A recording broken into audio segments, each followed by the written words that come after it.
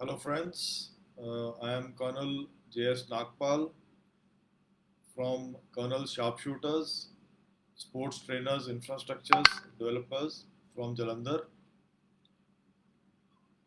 ਅੱਜ ਦੇ ਸੈਸ਼ਨ ਵਿੱਚ ਅਸੀਂ ਸਮਝਾਂਗੇ ਕਿ ਵੀ ਸਪੋਰਟਸ ਸਾਈਕੋਲੋਜੀ ਨੂੰ ਕਿੱਦਾਂ ਯੂਜ਼ ਕਰਨਾ ਹੈ ਇੱਕ ਚੈਂਪੀਅਨ ਵਾਂਗ ਤੇ ਕਿੱਦਾਂ ਜਿਹੜੇ ਚੈਂਪੀਅਨ ਨੇ ਦੁਨੀਆ ਦੇ ਵਰਲਡ ਦੇ ਉਹ ਕਿੱਦਾਂ ਇਹਨੂੰ ਯੂਜ਼ ਕਰਦੇ ਹੈ ਆਪਣੇ ਇਵੈਂਟ ਦੇ ਲਈ ਆਪਣੇ ਆਪ ਨੂੰ ਸਕਸੈਸ ਅਚੀਵ ਕਰਨ ਲਈ ਤੇ ਉਹਦੇ ਲਈ ਅਸੀਂ ਹੁਣ ਅਗਲੇ ਅੱਧੇ ਪੌਣੇ ਘੰਟੇ ਟਾਈਮ ਦੇ ਅੰਦਰ ਅਸੀਂ ਇਹਦੇ ਬਾਰੇ ਗੱਲਬਾਤ ਕਰਾਂਗੇ ਤੇ ਮੈਨੂੰ ਉਮੀਦ ਹੈ ਕਿ ਤੁਸੀਂ ਜ਼ਰੂਰ ਆਪਣਾ ਟਾਈਮ ਕੱਢ ਕੇ ਸਾਡੇ ਨਾਲ ਲਿੰਕ ਹੋਵੋਗੇ ਐਂਡ ਜਿਹੜਾ ਇਵੈਂਟ ਹੈ ਉਹਦਾ ਪੂਰਾ ਫਾਇਦਾ ਉਠਾਓਗੇ ਕਿਉਂਕਿ ਜਿਹੜੀ ਮੈਂ ਗੱਲਬਾਤ ਕਰਨ ਜਾ ਰਿਹਾ ਉਹ ਕਿਸੇ ਵੀ ਸਪੋਰਟਸ ਪਰਸਨ ਲਈ ਬੜੀ ਜ਼ਰੂਰੀ ਹੈ ਕਿੱਦਾਂ ਇੱਕ ਮੈਂਟਲ ਤੇ ਫਿਜ਼ੀਕਲ ਬੈਲੈਂਸ ਬਣਾਉਣਾ ਇੱਕ ਸਪੋਰਟ ਪਰਸਨ ਲਈ ਸਕਸੈਸ ਲਈ ਕੰਪਲਸਰੀ ਹੈ ਕਿੱਦਾਂ ਇੱਕ ਚੈਂਪੀਅਨ ਨੂੰ ਸੋਚਣਾ ਚਾਹੀਦਾ ਹੈ ਤੇ ਕਿੱਦਾਂ ਆਪਣੀ ਸੋਚ ਨੂੰ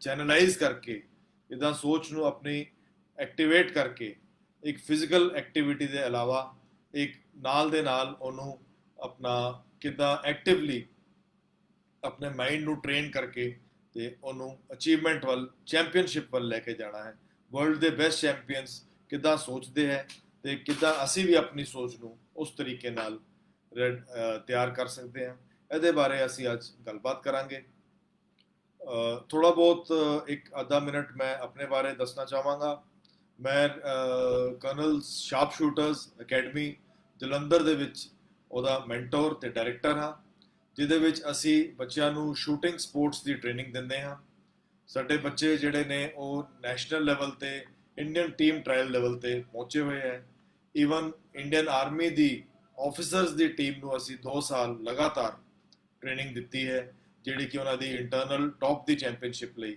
ਅਸੀਂ ਉਹਨਾਂ ਨੂੰ ਟ੍ਰੇਨ ਕੀਤਾ ਸੀ ਉਹਦੇ ਇਲਾਵਾ ਅਸੀਂ ਸਪੋਰਟਸ ਇਨਫਰਾਸਟ੍ਰਕਚਰ ਡਿਵੈਲਪਮੈਂਟ ਦੀ ਫੀਲਡ ਵਿੱਚ ਹੈਗੇ ਆ ਜਿਹਦੇ ਵਿੱਚ ਅਸੀਂ ਸ਼ੂਟਿੰਗ ਰੇਂਜਸ ਜਿਮਸ ਆਬਸਟੀਕਲ ਕੋਰਸਿਸ ਵਗੈਰਾ ਵਗੈਰਾ ਕਾਫੀ ਇੱਦਾਂ ਦਾ ਕੋਈ ਵੀ ਸਪੋਰਟਸ ਇਨਫਰਾਸਟ੍ਰਕਚਰ ਹੋਏ climbing walls golf courses mini golf courses ਇਤਿਆਦਿ ਬਣਾ ਰਹੇ ਹਾਂ ਬਹੁਤ ਆਲ ਓਵਰ ਇੰਡੀਆ ਅਸੀਂ ਕੰਮ ਕਰਦੇ ਹਾਂ ਇਹਦੇ ਵਿੱਚ ਅਸੀਂ ਆਰਮੀ ਦੇ ਵਿੱਚ ਪ੍ਰਾਈਵੇਟ ਸਕੂਲਾਂ ਵਿੱਚ ਤੇ ਆਰਮੀ ਸਕੂਲਸ ਵਿੱਚ ਬਹੁਤ ਜਗ੍ਹਾ ਬਣਾਇਆ ਹੈ ਤੇ ਅਸੀਂ ਬੇਸਿਕ ਸਾਡਾ ਏਮ ਹੈ ਕਿ ਸਪੋਰਟਸ ਨੂੰ ਐਸ ਫੀਲਡ ਨੂੰ ਬੜਾਵਾ ਮਿਲੇ ਟੈਕਨੀਕਲੀ ਪ੍ਰੋਪਰ ਚੀਜ਼ਾਂ ਬਣਾ ਕੇ ਤੇ ਆਉਣ ਵਾਲੇ ਟਾਈਮ ਵਿੱਚ ਅਸੀਂ ਇਵੈਂਟਸ ਵੀ ਵਿੱਚ ਆ ਰਹੇ ਹਾਂ ਚੈਂਪੀਅਨਸ਼ਿਪਸ ਕੰਡਕਟ ਕਰਨੀਆਂ ਸਪੋਰਟਸ ਪਰਸਨਸ ਲਈ ਨਾ ਸਿਰਫ ਕ੍ਰਿਕਟ ਬਲਕਿ ਉਹਦੇ ਇਲਾਵਾ ਜਿਹੜੀ ਸਪੋਰਟਸ ਨੇ fitness related sports shooting games basketball ਇਹ ਸਭ ਚੀਜ਼ਾਂ ਅਸੀਂ ਕੋਸ਼ਿਸ਼ ਕਰ ਰਹੇ ਹਾਂ ਕਿ ਮੈਕਸਿਮਮ ਸਪੋਰਟਸ ਪਰਸਨ ਨੂੰ ਇਹ ਚੀਜ਼ਾਂ ਕਰਨ ਦਾ ਮੌਕਾ ਮਿਲੇ ਯੋਗਾ ਜਿੱਦਾਂ ਬਹੁਤ ਪਪੂਲਰ ਹੈ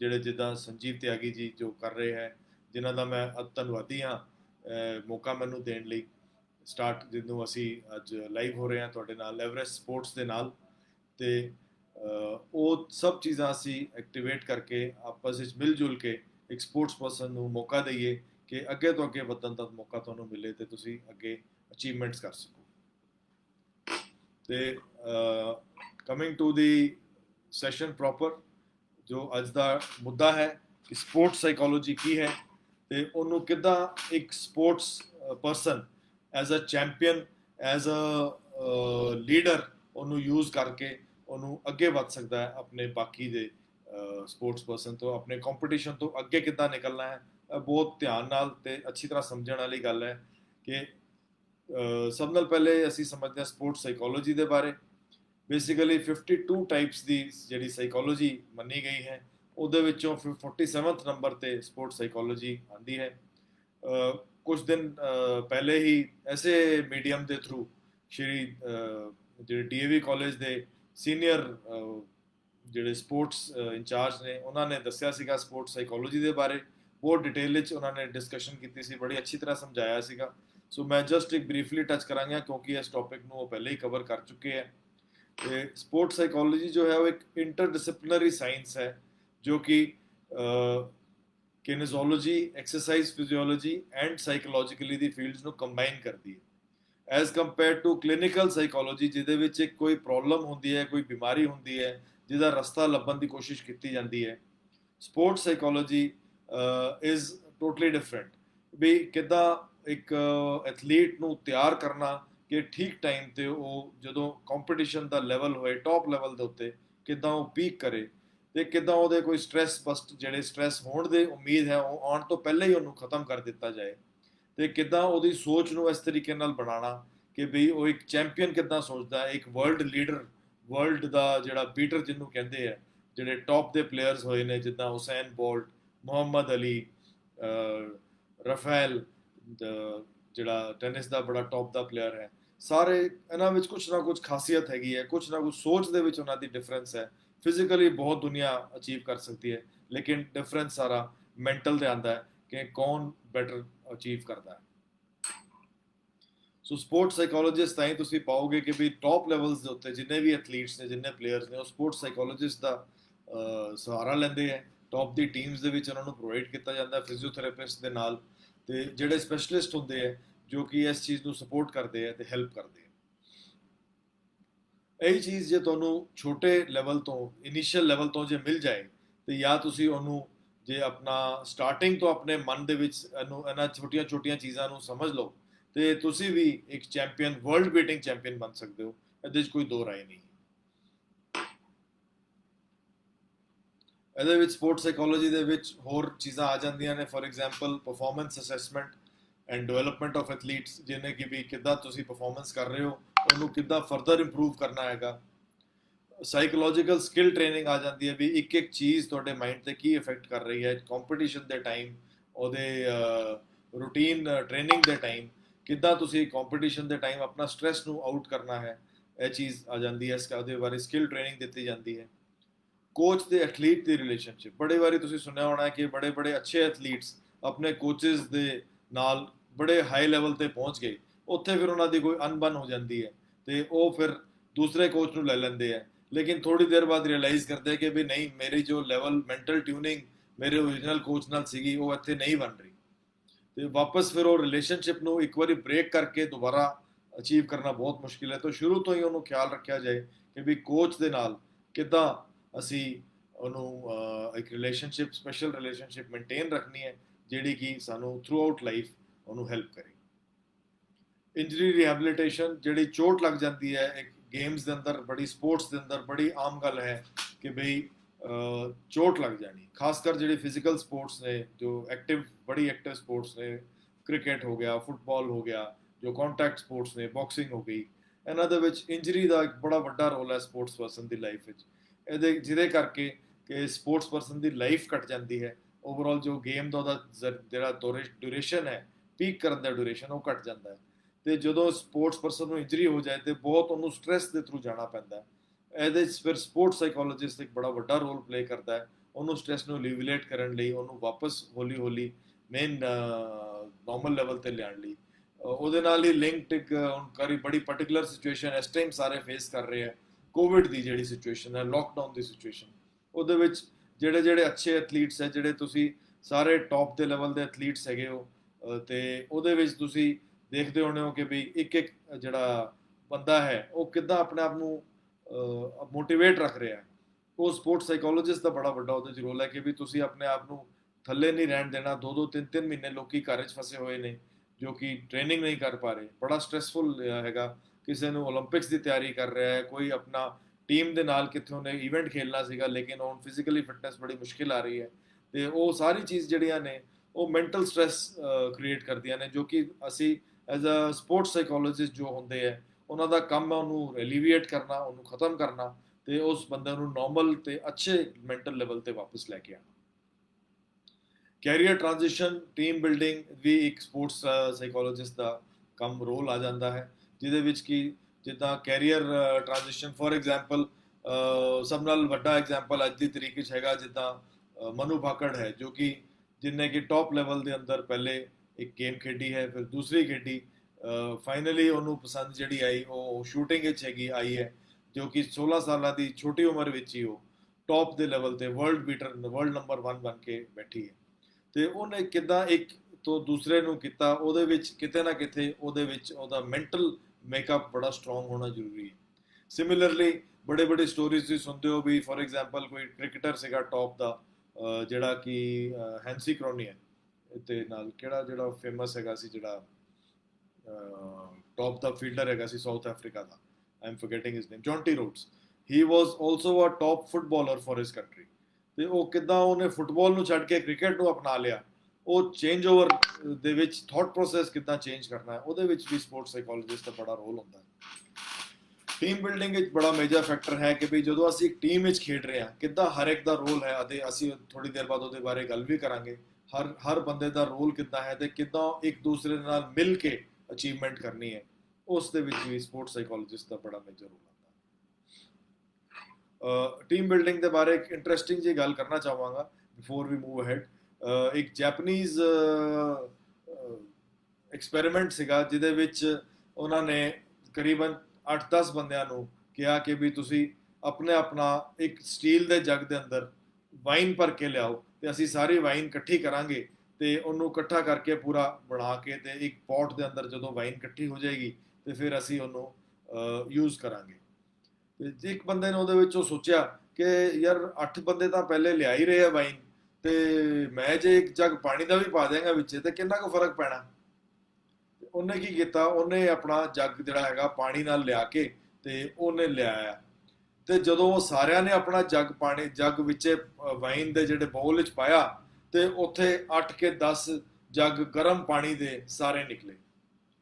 ਸੋ ਕਹਿਣ ਦਾ ਮਤਲਬ ਇਹ ਹੈਗਾ ਕਿ ਬਈ ਜਦੋਂ ਇੱਕ ਬੰਦਾ ਆਪਣਾ ਫੁੱਲ ਐਫਰਟ ਨਹੀਂ ਪਾਉਂਦਾ ਤੇ ਉਹ ਜਿਹੜਾ ਟੀਮ ਐਫਰਟ ਹੈ ਉਹ ਪੂਰਾ ਦਾ ਪੂਰਾ ਖਤਮ ਹੋ ਜਾਂਦਾ ਹੈ। ਹਰ ਬੰਦੇ ਨੂੰ ਆਪਣਾ 100% 120% ਪਾਣਾ ਜ਼ਰੂਰੀ ਹੈ, ਤਾਂ ਹੀ ਉਹ ਟੀਮ ਦਾ ਐਫਰਟ ਨਿਕਲ ਕੇ ਬਾਹਰ ਆਏਗਾ। ਕਦੀ ਵੀ ਇੱਕ ਬੰਦਾ ਜੇ ਥੋੜਾ ਜਿਹਾ ਬੈਕਅਪ ਹੋ ਗਿਆ ਜਾਂ ਆਪਣੇ ਵੱਲੋਂ ਫੁੱਲ ਉਹਨੇ ਐਫਰਟ ਨਹੀਂ ਪਾਇਆ ਤੇ ਸਮਝ ਲਓ ਕਿ ਉਹ ਜਿਹੜੀ ਟੀਮ ਹੈ ਉਹ ਖਤਮ। ਇਹਦੇ ਇਲਾਵਾ ਸਪੋਰਟਸ ਸਾਈਕੋਲੋਜਿਸਟ ਦੇ ਹੋਰ ਵੀ ਰੋਲ ਹੁੰਦੇ ਨੇ, ਜਿੱਦਾਂ ਆਪਟੀਮਲ ਇਨਵੋਲਵਮੈਂਟ, ਪਰਫਾਰਮੈਂਸ ਕਿੱਦਾਂ ਦੇਣੀ ਹੈ ਟੌਪ ਲੈਵਲ ਤੇ, ਜਦੋਂ ਤੁਸੀਂ ਕਿੱਦਾਂ ਪੀਕ ਕਰਨਾ ਹੈ। ਹੁਣ ਕਿਸੇ ਵੀ ਸਪੋਰਟ ਦੇ ਅੰਦਰ ਅਸੀਂ district, state, national, international level ਤੇ ਖੇਡਦੇ ਹਾਂ ਤੇ ਕਿਸ ਤਰੀਕੇ ਨਾਲ ਉਹਨੂੰ ਹਰ ਲੈਵਲ ਦੇ ਉੱਤੇ ਟੂਰਨਾਮੈਂਟ ਦੇ ਟਾਈਮ ਤੇ ਆਪਣੀ ਬੈਸਟ ਪਰਫਾਰਮੈਂਸ ਦੇਣੀ ਹੈ, ਉਹਨੂੰ ਗਾਈਡੈਂਸ ਕਰਨ ਲਈ ਸਪੋਰਟਸ ਜਿਹੜਾ ਸਾਈਕੋਲੋਜਿਸਟ ਉਹਦਾ ਰੋਲ ਹੁੰਦਾ ਹੈ। ਇਹਦੇ ਇਲਾਵਾ ਸੈਲਫ ਐਸਟੀਮ, ਕਈ ਵਾਰੀ ਹੋਏਗਾ ਕਿ ਵੀ ਪਰਫਾਰਮੈਂਸ ਨਹੀਂ ਆ ਪਾਏਗੀ, ਟੂਰਨਾਮੈਂਟ ਦੇ ਦੌਰਾਨ ਅੱਛਾ ਰਿਜ਼ਲਟ ਨਹੀਂ ਆਇਆ, ਤੇ ਫਿਰ ਵੀ ਉਸ ਟਾਈਮ ਬੰਦੇ ਨੂੰ ਲੱਗਦਾ ਕਿ ਨਹੀਂ ਮੇਰੇ ਵਰਗਾ ਤੇ ਕੋਈ ਬੇਵਕੂਫ ਨਹੀਂ ਆ, ਮੈਂ ਤਾਂ ਬੜਾ ਗਲਤ ਹੋ ਗਿਆ। ਉਸ ਟਾਈਮ ਵਾਪਸ ਉਹਦੀ ਸੈਲਫ ਐਸਟੀਮ ਬਿਲਡਅਪ ਕਰਨਾ ਇੱਕ ਸਪੋਰਟਸ ਸਾਈਕੋਲੋਜਿਸਟ ਦਾ ਰੋਲ ਹੁੰਦਾ ਉਹਦੇ ਵਿੱਚ।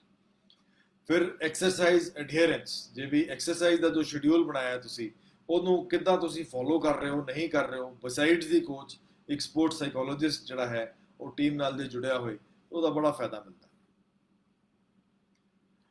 Balance of mental and physical strength ਬਹੁਤ ਹੀ ਜ਼ਰੂਰੀ ਹੈ ਸਪੋਰਟਸ ਪਰਸਨ ਲਈ। ਜਿੱਦਾਂ ਮੈਂ ਪਹਿਲੇ ਵੀ ਕਿਹਾ, ਫਿਜ਼ੀਕਲ ਸਟਰੈਂਥ ਇੱਕ ਜਗ੍ਹਾ ਹੈ ਤੇ ਮੈਂਟਲ ਸਟਰੈਂਥ ਇੱਕ ਜਗ੍ਹਾ ਹੈਗੀ ਹੈ, ਤੇ ਉਹਦੇ ਲਈ ਬਹੁਤ ਜ਼ਰੂਰੀ ਹੈ ਕਿ ਬਈ ਇੱਕ ਮੈਂਟਲ ਸਟਰੈਂਥ ਨੂੰ ਬਿਲਡਅਪ ਕਰੇ ਇੱਕ ਐਥਲੀਟ, ਇੱਕ ਪਲੇਅਰ, ਤਾਂ ਕਿ ਉਹ ਜਦੋਂ ਵੀ ਕਿਸੇ ਟਾਈਮ ਕੰਪੀਟੀਸ਼ਨ ਜਿਹਦੇ ਵਿੱਚ ਪਾਰਟਿਸਿਪੇਟ ਕਰੇ ਤੇ ਉਹਦੇ ਵਿੱਚ ਉਹਨੂੰ ਪ੍ਰੋਪਰ ਆਪਟੀਮਮ ਰਿਜ਼ਲਟ ਮਿਲੇ। ਮੋਟੀਵੇਸ਼ਨ ਐਂਡ ਕੌਨਫੀਡੈਂਸ ਬਿਲਡਿੰਗ ਆਪਾਂ ਪਹਿਲੇ ਵੀ ਗੱਲ ਕਰ ਚੁੱਕੇ ਹਾਂ, ਕਿੱਦਾਂ ਇੱਕ ਨੂੰ ਐਥਲੀਟ ਨੂੰ ਮੋਟੀਵੇਟ ਕਰਨਾ ਹੈ ਕਿ ਵੀ ਅਚੀਵਮੈਂਟ ਤੁਸੀਂ ਕਰੋਗੇ ਤਾਂ ਤੁਹਾਨੂੰ ਉਹਦਾ ਬੈਨੀਫਿਟ ਮਿਲੇਗਾ। ਇਹ ਚੀਜ਼ ਜਿਹੜਾ ਹੈਗਾ ਇੱਕ ਸਪੋਰਟਸ ਸਾਈਕੋਲੋਜਿਸਟ ਦਾ ਬੜਾ ਵੱਡਾ ਇਹਦੇ ਵਿੱਚ ਰੋਲ ਹੈ। ਇੰਜਰੀਜ਼ ਰਿਹੈਬਿਲਿਟੇਸ਼ਨ ਦੇ ਬਾਰੇ ਆਪਾਂ ਪਹਿਲੇ ਵੀ ਗੱਲ ਕਰ ਚੁੱਕੇ ਹਾਂ। ਹੁਣ ਸਟ੍ਰੈਸ ਨੂੰ ਕਿੱਦਾਂ ਹੈਂਡਲ ਕਰਨਾ, ਇਹ ਚੀਜ਼ ਆਪਾਂ 2 ਮਿੰਟ ਦੇ ਬਾਰੇ ਗੱਲ ਕਰਾਂਗੇ, ਜਿਹਦੇ ਵਿੱਚ ਇੱਕ ਸਪੋਰਟਸ ਸਾਈਕੋਲੋਜਿਸਟ ਦਾ ਰੋਲ ਹੁੰਦਾ ਹੈ ਤੇ ਇਨ ਜਨਰਲ ਮੈਂ ਗੱਲ ਕਰਨਾ ਚਾਹਾਂਗਾ ਕਿ ਵੀ ਸਟ੍ਰੈਸ ਜਿਹੜਾ ਹੈ ਇੱਕ ਐਥਲੀਟ ਲਈ, ਇੱਕ ਪਲੇਅਰ ਲਈ ਕਿੱਦਾਂ ਉਹਦੀ ਪਰਫਾਰਮੈਂਸ ਨੂੰ ਅਫੈਕਟ ਕਰਦਾ ਹੈ। ਜਿਹੜਾ ਸਟ੍ਰੈਸ ਹੈ ਉਹ ਕਿਸ ਤਰੀਕੇ ਦਾ ਹੁੰਦਾ ਹੈ, ਪਹਿਲੇ ਤਾਂ ਇੱਕ ਤਾਂ ਪਰਫਾਰਮੈਂਸ ਸਟ੍ਰੈਸ ਹੈ ਕਿ ਬਈ ਮੇਰੀ ਅਚੀਵਮੈਂਟ ਜਿਹੜੀ ਹੈਗੀ, ਮੈਂ ਪ੍ਰੈਕਟਿਸ ਦੇ ਟਾਈਮ ਐਸ ਲੈਵਲ ਤੇ ਪਹੁੰਚ ਗਿਆ, ਮੇਰਾ ਕੋਚ ਮੇਰੇ ਬਾਰੇ ਕੀ ਸੋਚਦਾ ਹੈ, ਮੇਰੇ ਫਰੈਂਡਸ ਮੇਰੇ ਬਾਰੇ ਕੀ ਸੋਚਦੇ ਹੈ, ਮੇਰੇ ਆਸ-ਪਾਸ ਜਿਹੜੇ ਲੋਕ ਨੇ, ਜਿਹੜੀ ਆਡੀਅנס ਹੈ, ਜਿਹੜੇ ਮੇਰੇ ਘਰ ਵਾਲੇ ਨੇ, ਉਹ ਸਭ ਮੇਰੇ ਬਾਰੇ ਕੀ ਸੋਚਦੇ ਆ, ਪਲੇਅਰਸ ਕੀ ਕਰਦੇ ਹੈ। ਤੇ ਇਹ ਸਟ੍ਰੈਸ ਜਿਹੜਾ ਹੈਗਾ ਉਹ ਇੱਕ ਐਥਲੀਟ ਨੂੰ ਫਿਜ਼ੀਕਲੀ ਤੇ ਸਾਈਕੋਲੋਜੀਕਲੀ ਦੋਨੋਂ ਇਫੈਕਟ ਕਰਦਾ ਹੈਗਾ।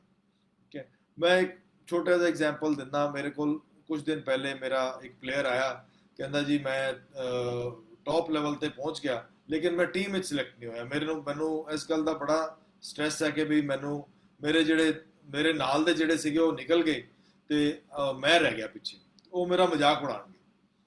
ਤੇ ਫਿਰ ਉਹਨੂੰ ਜਦੋਂ ਸਮਝਾਇਆ ਕਿ ਨਹੀਂ, ਕੋਈ ਕਿਸੇ ਦਾ ਮਜ਼ਾਕ ਨਹੀਂ ਉਡਾਉਂਦਾ, ਹਰ ਇੱਕ ਦੇ ਲੈਵਲ ਦੇ ਅੰਦਰ ਹਰ ਬੰਦੇ ਦੇ ਟਾਈਮ ਆਉਂਦਾ ਹੈ ਜਦੋਂ ਕਿ ਉਹਨੇ ਪੀਕ ਕਰਨਾ ਹੈਗਾ। ਅੱਜ ਉਹ ਟੀਮ ਵਿੱਚ ਨੇ, ਕੱਲ ਤੂੰ ਟੀਮ ਵਿੱਚ ਹੋਏਗਾ, ਫਿਰ ਕੀ ਹੋਏਗਾ? ਤੂੰ ਕੀ ਮਜ਼ਾਕ ਉਡਾਏਗਾ? ਕਹਿੰਦਾ ਨਹੀਂ ਜੀ, ਬਿਲਕੁਲ ਨਹੀਂ ਉਡਾਵਾਂਗਾ ਮੈਂ। ਫਿਰ ਇਹ ਕਿਉਂ ਸੋਚਦੋਗੇ ਵੀ ਉਹ ਤੁਹਾਡਾ ਮਜ਼ਾਕ ਉਡਾਉਣਗੇ? ਬਿਲਕੁਲ ਨਹੀਂ ਉਡਾਉਣਗੇ। ਹਰ ਇੱਕ ਸਪੋਰਟਸਮੈਨ ਦੇ ਅੰਦਰ ਇੱਕ ਬੇਸਿਕ ਸਪੋਰਟਸਮੈਨ ਸਪਿਰਿਟ ਹੈ, ਕਹਿੰਦੀ ਹੈ ਕਿ ਵੀ ਜਿਹੜੀ ਤੁਸੀਂ ਆਪਣਾ ਕਰ ਰਹੇ ਹੋ, ਜੋ ਵੀ ਤੁਸੀਂ ਐਫਰਟਸ ਕਰ ਰਹੇ ਹੋ, ਉਹ ਉਹਦਾ ਰਿਗਾਰਡ ਕਰਦਾ ਹੈ, ਰਿਸਪੈਕਟ ਕਰਦਾ ਹੈ।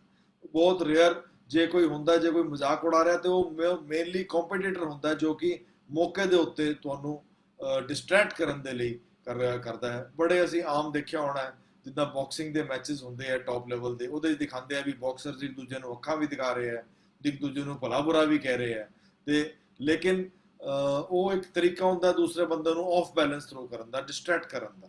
ਜੇ ਤੁਸੀਂ ਫੁੱਟਬਾਲ ਦਾ ਮੈਚ ਦੇਖਦੇ ਹੋ, ਇੱਕ ਦੂਜੇ ਨੂੰ ਗਾਲਾਂ ਵੀ ਕੱਢਦੇ ਆ, ਬੜਾ ਕੁਝ ਕਰਦੇ ਆ। ਕ੍ਰਿਕਟ ਵਿੱਚ ਦੇਖ ਲਓ ਕਿੰਨਾ ਜ਼ਿਆਦਾ ਇੱਕ ਦੂਜੇ ਦੀ ਸਲੈਜਿੰਗ ਹੁੰਦੀ ਹੈ, ਲੇਕਿਨ ਉਹ ਸਟ੍ਰੈਸ ਆਪਣੇ ਉੱਤੇ ਇਫੈਕਟ ਨਾ ਕਰਨ ਦੇਣਾ ਤੇ ਕਿੱਦਾਂ ਉਹਨੂੰ ਇੱਕ ਕੂਲ ਹੈਡ ਲੈ ਕੇ ਉਹਨੂੰ ਅੱਗੇ ਨਿਕਲਣਾ, ਇਹ ਇੱਕ ਚੈਂਪੀਅਨ ਦੀ ਨਿਸ਼ਾਨੀ ਹੈ ਤੇ ਉਹਦੇ ਵਿੱਚ ਅਸੀਂ ਬੜਾ ਖਿਆਲ ਕਰਨਾ।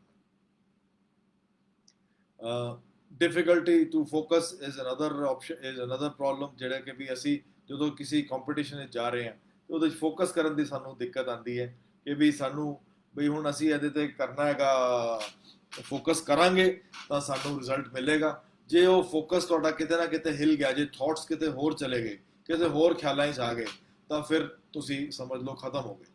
ਮਾਈਕਲ ਫੈਲਪਸ ਜਿਹੜਾ ਕਿ ਵਰਲਡ ਦਾ ਬੈਸਟ ਚੈਂਪੀਅਨ ਸਵਿਮਰ ਰਿਹਾ ਹੈ, ਓਲੰਪਿਕਸ ਵਿੱਚ ਉਹਦੇ 8 골ਡ ਮੈਡਲ ਨੇ।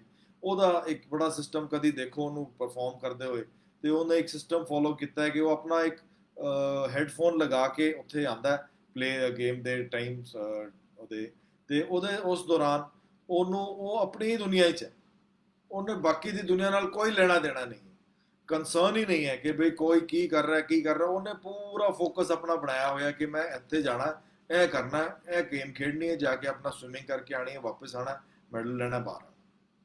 ਉਹ ਫੋਕਸ ਜਿਹੜਾ ਹੈਗਾ, ਉਸ ਲੈਵਲ ਦਾ ਫੋਕਸ ਜਦੋਂ ਤੁਸੀਂ ਅਚੀਵ ਕਰਦੇ ਹੋ, ਉਹ ਚੈਂਪੀਅਨ ਦੀ ਇੱਕ ਨਿਸ਼ਾਨੀ ਹੈ ਕਿ ਉਹਨੇ ਪੂਰੀ ਦੁਨੀਆ ਨੂੰ ਆਪਣੇ ਜਦੋਂ ਵਕਤ ਵੇਲੇ ਉਹਨੂੰ ਬਾਹਰ ਕੱਢ ਦਿੱਤਾ ਤੇ ਉਸ ਫੋਕਸ ਨੂੰ ਅਚੀਵ ਕਰਦੇ ਹੋਏ ਉਹ ਅੱਗੇ ਤੁਰ ਰਿਹਾ। ਇਹ ਸਾਰੀਆਂ ਜਿਹੜੀਆਂ ਚੀਜ਼ਾਂ ਨੇ, ਇਹ ਇੱਕ ਨੈਗੇਟਿਵਿਟੀ ਲਿਆਂਦੀਆਂ ਨੇ ਪਰਫਾਰਮੈਂਸ ਦੇ ਅੰਦਰ, ਜਿਨ੍ਹਾਂ ਨੂੰ ਦੂਰ ਕਰਕੇ ਰੱਖਣਾ, ਇੱਕ ਮੈਂਟਲ ਸਟਰੈਂਥ ਨੂੰ ਬਣਾ ਕੇ ਰੱਖਣਾ ਇੱਕ ਬੜਾ ਜ਼ਰੂਰੀ ਹੈ ਕਿਸੇ ਵੀ ਪਲੇਅਰ ਦੇ ਲਈ।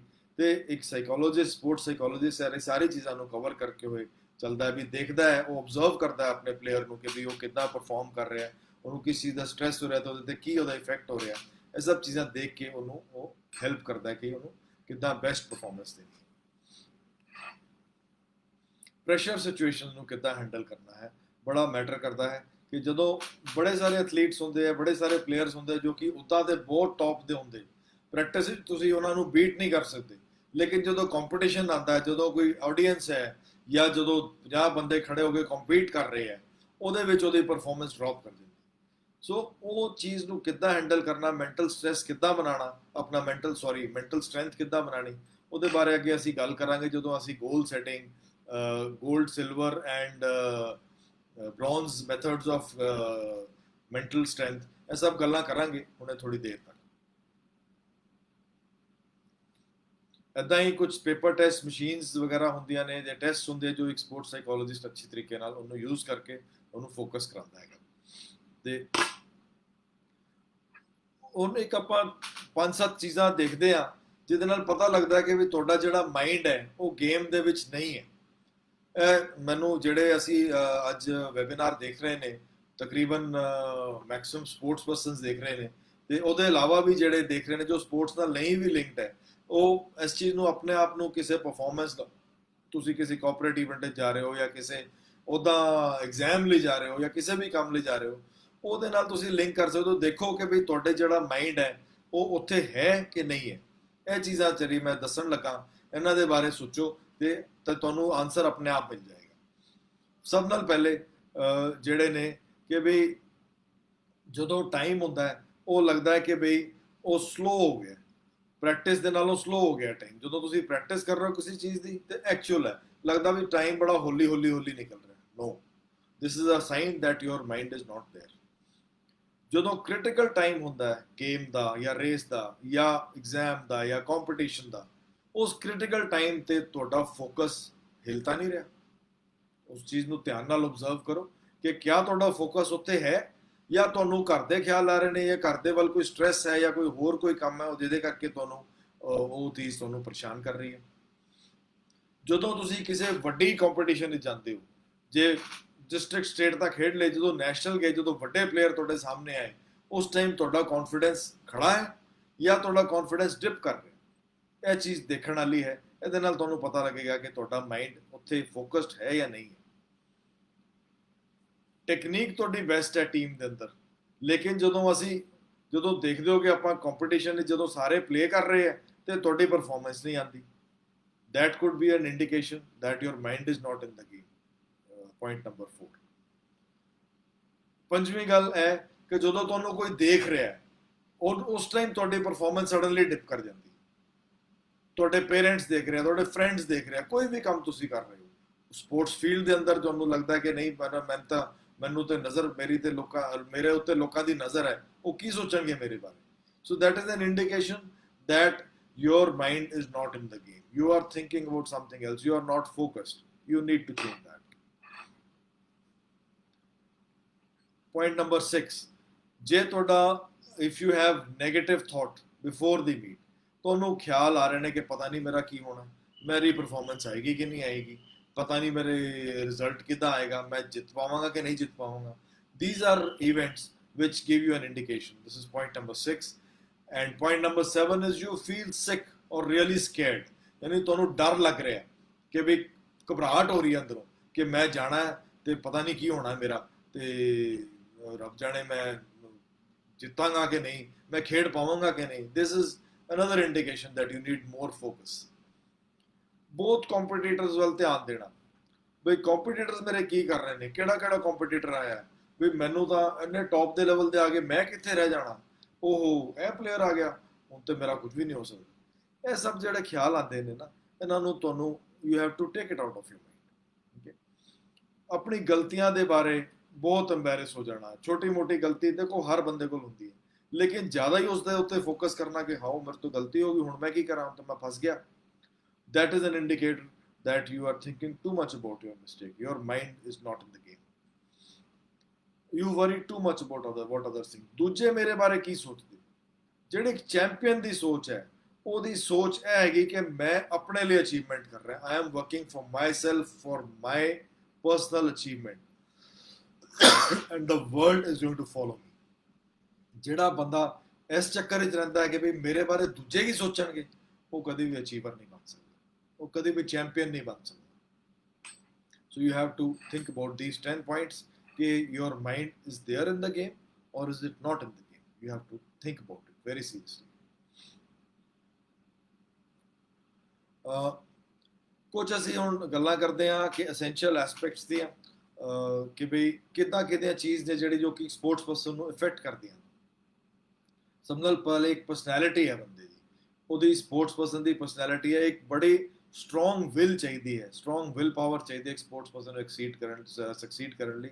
ਬਹੁਤ ਬੱਚੇ ਬਹੁਤ ਸ਼ੌਕੀਨ ਗੇਮ ਖੇਡਣ ਲਈ ਆਉਂਦੇ ਆ, ਉਹ ਸਪੋਰਟਸ ਖੇਡਣ ਲਈ ਆਉਂਦੇ ਆ, ਪਰ ਉਹ ਗੇਮ ਖੇਡ ਕੇ ਰਹਿ ਜਾਂਦੇ ਆ। ਪਿਛਲੇ ਵੈਬੀਨਾਰ ਵਿੱਚ ਸਰ ਨੇ ਦੱਸਿਆ ਸੀਗਾ ਕਿ ਵੀ ਸਪੋਰਟਸ ਤੇ ਗੇਮ ਤੇ ਐਂਟਰਟੇਨਮੈਂਟ ਦੇ ਵਿੱਚ ਕੀ ਫਰਕ ਹੈ। ਹੁਣ ਜਦੋਂ ਅਸੀਂ ਬੜੇ ਸਾਰੇ ਲੋਕ ਇੰਜੋਏ ਕਰਨ ਦੇ ਮਕਸਦ ਨਾਲ ਆਉਂਦੇ, ਲੱਗਦਾ ਕਿ ਬਈ ਸਪੋਰਟਸ ਤਾਂ ਐਵੇਂ ਹੋ ਜਾਂਦੀ ਸਾਡਾ, ਅਸੀਂ ਥੋੜੇ ਖੇਡਣ ਜਾਵਾਂਗੇ ਤੇ ਬੈਡਮਿੰਟਨ ਵਿੱਚ ਖੇਡਣ ਵੜਾਂਗੇ ਤੇ 4 ਦਿਨ ਬਾਅਦ ਸਾਨੂੰ ਮੈਡਲ ਮਿਲ ਜਾਣਾ। ਇੱਦਾਂ ਨਹੀਂ ਹੁੰਦਾ। ਜੋ ਇੱਕ ਪਲੇਅਰ ਹੈ ਉਹਨੂੰ ਬਣਾਉਣ ਦੇ ਲਈ ਬਹੁਤ ਟਾਈਮ ਲੱਗਦਾ, ਬਹੁਤ ਐਫਰਟ ਲੱਗਦਾ, ਇੱਕ ਬਹੁਤ ਫੋਕਸਡ ਅਪਰੋਚ ਚਾਹੀਦੀ, ਤੇ ਉਹ ਸੌਖੀ ਨਹੀਂ ਹੈ।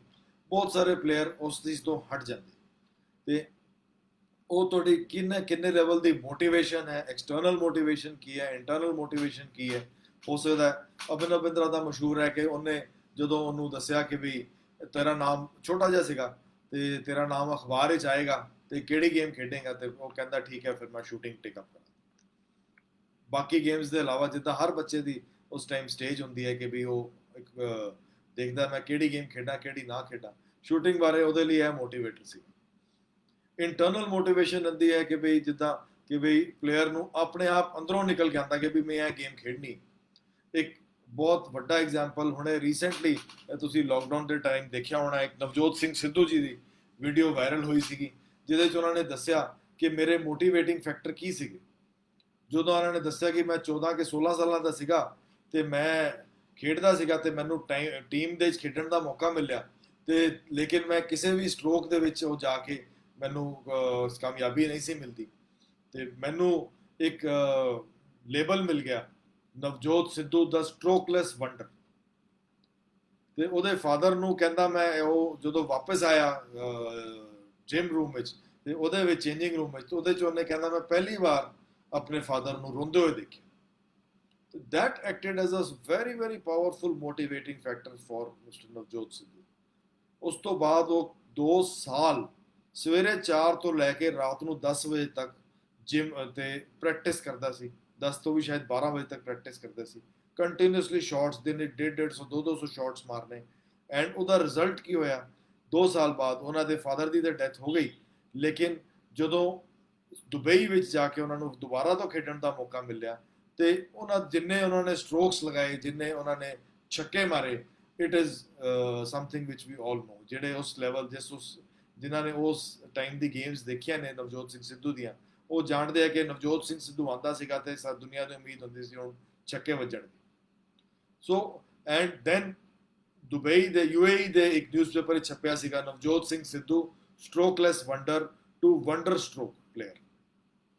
ਸੋ ਉਹ ਇੱਕ ਲੈਵਲ ਆਫ ਮੋਟੀਵੇਸ਼ਨ ਲਿਆਣਾ ਤੇ ਫਿਰ ਸਕਸੀਡ ਕਰਨਾ, ਉਸ ਚੀਜ਼ ਨੂੰ ਤਾਂ ਹੀ ਚੈਂਪੀਅਨ ਬਣਦੇ, ਤਾਂ ਬੰਦੇ ਅੱਗੇ ਵਧਦੇ। ਕੌਨਫੀਡੈਂਸ ਤੁਹਾਡਾ ਕਿੱਦਾਂ ਦਾ ਹੈਗਾ, ਹਾਈ ਕੌਨਫੀਡੈਂਸ ਹੈ ਕਿ ਲੋ ਕੌਨਫੀਡੈਂਸ ਹੈ। ਆਪਣੇ ਆਪ ਨੂੰ ਕੌਨਫੀਡੈਂਟ, ਸੈਲਫ ਕੌਨਫੀਡੈਂਟ ਬਣਾਉਣਾ ਹੈ। ਅੱਗੇ ਉਹਦੀ ਥੋੜੀ ਦੇਰ ਬਾਅਦ ਅਸੀਂ ਜੇ ਟਾਈਮ ਅਲਾਉ ਕੀਤਾ ਤੇ ਉਹਦੀ ਟੈਕਨੀਕਸ ਡਿਸਕਸ ਕਰਾਂਗੇ, ਕਿੱਦਾਂ ਅਸੀਂ ਕੌਨਫੀਡੈਂਸ ਨੂੰ ਆਪਣੇ ਅਚੀਵ ਕਰਨਾ ਹੈ। ਕੌਨਸੈਂਟਰੇਸ਼ਨ, ਫੋਕਸ ਕਰਨਾ, ਅਟੈਂਸ਼ਨ ਦੇਣਾ, ਐਂਗਜ਼ਾਇਟੀ ਕੰਟਰੋਲ ਕਰਨਾ, ਕਿ ਹਰ ਇੱਕ ਬੰਦੇ ਨੂੰ ਇੱਕ ਐਂਗਜ਼ਾਇਟੀ ਕਿਸੇ ਲੈਵਲ ਤੇ ਹੁੰਦੀ ਹੈ। ਇਹ ਕਹਿੰਦੇ ਬਟਰਫਲਾਈਜ਼ ਇਨ ਦਾ ਸਟਮਕ, ਉਹ ਕਿਸੇ ਲੈਵਲ ਤੇ ਐਂਗਜ਼ਾਇਟੀ ਅੱਛੀ ਹੈ, ਲੇਕਿਨ ਬਹੁਤ ਜ਼ਿਆਦਾ anxiety leads to panic. That is what you have to avoid. Anxiety ਦੇ ਵਿੱਚ ਉਹ ਕਹਿੰਦੇ ਵੀ butterflies in the stomach should be there, but you should learn to make them fly in formation। ਜਿਹੜੇ ਬਟਰਫਲਾਈਜ਼ ਤੁਹਾਡੀ ਸਟਮਕ ਹੈ, ਉਹਨਾਂ ਨੂੰ ਉਹਨੂੰ ਚੈਨਲਾਈਜ਼ ਕਰੋ, ਉਸ એનર્ਜੀ ਨੂੰ, ਉਸ ਐਂਗਜ਼ਾਇਟੀ ਨੂੰ ਚੈਨਲਾਈਜ਼ ਕਰੋ। ਉਹ ਕਿਸ ਵੇਲੇ ਐਂਗਜ਼ਾਇਟੀ ਲੋ ਹੈ, ਕਿਸ ਵੇਲੇ ਹਾਈ ਹੈ, ਉਹ ਉਸ ਨੂੰ ਚੈਨਲਾਈਜ਼ ਕਰਕੇ ਤੁਸੀਂ ਆਪਣੀ ਪਰਫਾਰਮੈਂਸ ਦੇਣੀ ਹੈ। ਕਿ ਇਵੈਂਟ ਦੇ ਉੱਤੇ ਡਿਪੈਂਡ ਕਰਦਾ, ਕਿਸੇ ਦੇ ਵਿੱਚ ਲੋ ਐਂਗਜ਼ਾਇਟੀ ਲੈਵਲ ਚਾਹੀਦੇ, ਕਿਸੇ 'ਚ ਹਾਈ ਐਂਗਜ਼ਾਇਟੀ ਲੈਵਲ ਚਾਹੀਦੇ। ਫੋਰ ਐਗਜ਼ਾਮਪਲ ਚੈਸ ਗੇਮ ਹੈ ਜਾਂ ਸ਼ੂਟਿੰਗ ਗੇਮ ਹੈ, ਉਹਦੇ 'ਚ ਮੈਂਟਲ ਤੁਹਾਡਾ ਜਿਹੜਾ ਥਾਟ ਹੈ ਉਹ ਬਿਲਕੁਲ ਮਾਈਂਡ ਨੂੰ ਲੋ ਲੈਵਲ ਤੇ ਲਿਆ ਕੇ, ਫੋਕਸ ਲਿਆ ਕੇ, ਕੌਨਸੈਂਟਰੇਸ਼ਨ ਨਾਲ ਕੰਮ ਕਰਨ ਦੀ ਲੋੜ। ਵੇਅਰਐਜ਼ ਜਿਹੜੇ ਹਾਈ ਕੰਟੈਕਟ ਸਪੋਰਟਸ ਹੈ, ਬਾਕਸਿੰਗ ਹੈ, ਫੁੱਟਬਾਲ ਹੈ, ਕ੍ਰਿਕਟ ਹੈ, ਇਹਦੇ ਵਿੱਚ ਆਪਣੇ ਆਪ ਨੂੰ ਪੰਪ, ਬਾਈ ਸਾਈਕਲਿੰਗ ਹੈ, ਆਪਣੇ ਆਪ ਨੂੰ ਪੰਪ ਅਪ ਕਰਨ ਦੀ ਲੋੜ ਪੈਂਦੀ। So you need higher levels of anxiety or rather I will say the controlled anxiety। Commitment ਕਿੰਨੀ ਹੈਗੀ ਤੁਹਾਡੇ ਆਪਣੇ ਆਪ ਲਈ ਤੇ ਆਪਣੇ ਗੋਲ ਨੂੰ ਅਚੀਵ ਕਰਨ ਲਈ। that itself is a big factor ਕਿ how committed are you to achieving your goal as a champion। that is very important for any person as a sports person to reach the top।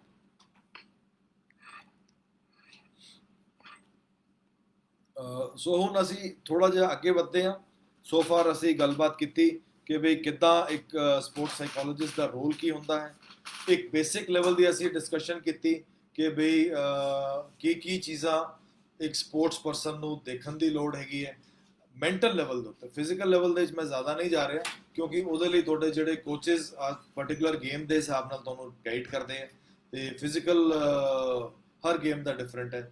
ਲੇਕਿਨ mental level ਨੂੰ ਕਿੱਦਾਂ ਵਧਾਉਣਾ ਹੈ, ਕਿੱਦਾਂ improve ਕਰਨਾ ਹੈ, ਕਿੱਦਾਂ ਇੱਕ ਚੈਂਪੀਅਨ ਦੀ ਸੋਚ ਰੱਖਣੀ ਹੈ, ਕਿੱਦਾਂ ਟੌਪ ਵਰਲਡ ਦੇ ਜਿਹੜੇ ਪਲੇਅਰਸ ਹੈਗੇ ਹੈ ਜਾਂ ਜਿਹੜੇ ਚੈਂਪੀਅਨ, ਜਿਹਨੂੰ ਆਪਾਂ ਚੈਂਪੀਅਨ ਕਹਿੰਦੇ ਆ, ਵਰਲਡ ਚੈਂਪੀਅਨ ਇੱਕ ਬੜਾ ਵੱਡਾ ਵਰਡ ਹੈ, ਉਹਨਾਂ ਤੋਂ ਕੀ ਚੀਜ਼ ਸਾਨੂੰ ਸਿੱਖਣ ਦੀ ਲੋੜ ਹੈ, ਜਿਹਦੇ ਨਾਲ ਅਸੀਂ ਵੀ ਆਪਣੀ ਸਕਸੈਸ ਅਚੀਵ ਕਰੀਏ।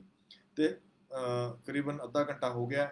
ਹੋਰ ਅਗਲੇ ਅੱਧੇ ਘੰਟੇ ਦੇ ਵਿੱਚ ਅਸੀਂ ਜੋ ਹੈ ਕੋਸ਼ਿਸ਼ ਕਰਾਂਗੇ ਕਿ ਇਹਨਾਂ ਦੇ ਵਿੱਚ ਥੋੜੀ ਜਿਹੀ ਹੋਰ ਡਿਟੇਲ ਵਿੱਚ ਜਾ ਕੇ ਇੱਕ ਚੀਜ਼ ਮੈਂ ਤੁਹਾਨੂੰ ਥੋੜਾ ਜਿਹਾ ਦੱਸਣਾ ਚਾਹਾਂਗਾ ਕਿ ਬਈ ਕਿੱਦਾਂ ਉਹਨੂੰ ਤੁਸੀਂ ਆਪਣੇ ਆਪ ਦੇ ਲਈ ਯੂਜ਼ ਕਰਨਾ ਹੈ, ਕਿੱਦਾਂ ਗੋਲ ਸੈਟਿੰਗ ਕਰਨੀ ਹੈ, ਮੈਂਟਲ ਇਮੇਜਰੀ ਕਰਨੀ ਹੈ, ਕੌਨਸੈਂਟਰੇਸ਼ਨ ਸਕਿੱਲਸ ਦੇ ਬਾਰੇ ਗੱਲ ਕਰਾਂਗੇ, एंगजाइटी अराउजल कंट्रोल करांगे, रिलैक्सेशन टेक्निक्स सिखांगे, सारा कुछ बारे असी थोड़ा थोड़ा डिस्कशन करांगे।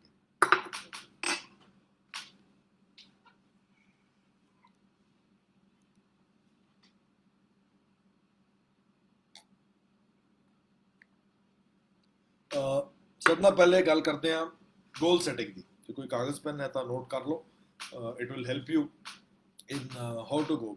एक बड़ी कॉमन जी गल है, असी बड़ा आम सुनते हैं गोल सेटिंग करनी चाहिए। गोल सेटिंग है कि व्हाट इज अ गोल?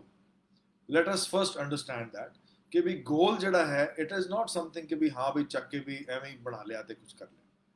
पहले तो असी करना की चाहते हो, मंजिल क्लियर होएगी तो रस्ते अपने आप निकलणगे। जे मंजिल ही नहीं पता तो फिर तुसी रस्ता कित्थे जाना, किधर नूं जाना कोई पता ही नहीं, चक्कर चक्कर ही खांदे रहो। ते ਉਹ ਅਚੀਵਮੈਂਟ ਕਰ ਸਭ ਨਾਲ ਪਹਿਲਾਂ ਅਸੀਂ ਗੋਲ ਨੂੰ ਡਿਫਾਈਨ ਕਰਦੇ ਹਾਂ ਕਿ ਬਈ ਇੱਕ ਏਮ, ਇੱਕ ਆਬਜੈਕਟਿਵ ਡਿਸਾਈਡ ਕਰਨਾ ਕਿ ਇਹ ਮੇਰਾ ਗੋਲ ਹੈ। ਜਨਰਲੀ ਅਸੀਂ ਇਹਨੂੰ ਇੱਕ ਸਪੈਸਿਫਿਕ ਵੀ ਲਿਮਿਟਡ ਟੂ ਅ ਟਾਸਕ, ਇੱਕ ਨਾਲ ਇਹਦੇ ਚ ਇੱਕ ਅਸੀਂ ਟਾਈਮ ਫਰੇਮ ਸੈੱਟ ਕਰਦੇ ਹਾਂ ਕਿ ਇੰਨੇ ਟਾਈਮ ਦੇ ਅੰਦਰ ਅਸੀਂ ਇਹ ਕੰਮ ਕਰਨਾ ਹੈ। ਫੋਰ ਐਗਜ਼ਾਮਪਲ ਜੇ ਮੈਂ ਇੱਕ ਸਪੋਰਟਸ ਪਰਸਨ ਦੇ ਵੱਲੋਂ ਦੇਖਾਂ, ਮੈਂ ਇੱਕ ਗੋਲ ਸੈੱਟ ਕਰ ਸਕਦਾ ਕਿ ਮੈਂ ਅਗਲੇ 10 ਸਾਲਾਂ ਦੇ ਅੰਦਰ ਵਰਲਡ ਚੈਂਪੀਅਨ ਬਣਨਾ। ਹੁਣ ਇਹ ਤਾਂ ਮੇਰਾ ਹੋ ਗਿਆ 10 ਸਾਲ ਦਾ ਗੋਲ। ਹੁਣ ਉਹ 10 ਸਾਲ ਦੇ ਗੋਲ ਨੂੰ ਅਚੀਵ ਕਰਨ ਲਈ ਮੈਨੂੰ ਛੋਟੇ ਛੋਟੇ ਆਪਣੇ ਪੀਰੀਓਡਿਕ ਗੋਲਸ ਬਣਾਉਣੇ ਪੈਣ। 10 ਸਾਲ ਇੱਕੋ ਵਾਰੀ ਤਾਂ ਹੋ ਨਹੀਂ ਜਾਣੇ। ਉੱਥੇ ਪਹੁੰਚਣਾ ਕਿੱਦਾਂ? ਇੱਕ ਇੱਕ ਕਦਮ ਲਵਾਂਗੇ ਤੇ ਉਸ ਗੋਲ ਤੇ ਪਹੁੰਚਾਂਗੇ। ਉਸ ਗੋਲ ਨੂੰ ਫਿਰ ਸਾਨੂੰ ਬ੍ਰੇਕ ਡਾਊਨ ਕਰਨ ਦੀ ਲੋੜ। ਫੋਰ ਐਗਜ਼ਾਮਪਲ ਵੀ ਮੈਂ ਨੈਸ਼ਨਲ ਲੈਵਲ ਤੇ 5 ਸਾਲਾਂ 'ਚ ਪਹੁੰਚਣਾ, ਮੈਂ ਸਟੇਟ ਲੈਵਲ ਦੀ ਟੀਮ ਦੇ ਅੰਦਰ 3 ਸਾਲਾਂ ਦੇ ਅੰਦਰ ਰਹਿਣਾ, ਤੇ ਮੈਂ ਸਾਲ ਦੇ ਅੰਦਰ ਅੰਦਰ ਡਿਸਟ੍ਰਿਕਟ ਦੇ ਅੰਦਰ ਟੌਪ ਦਾ ਪਲੇਅਰ ਬਣਨਾ।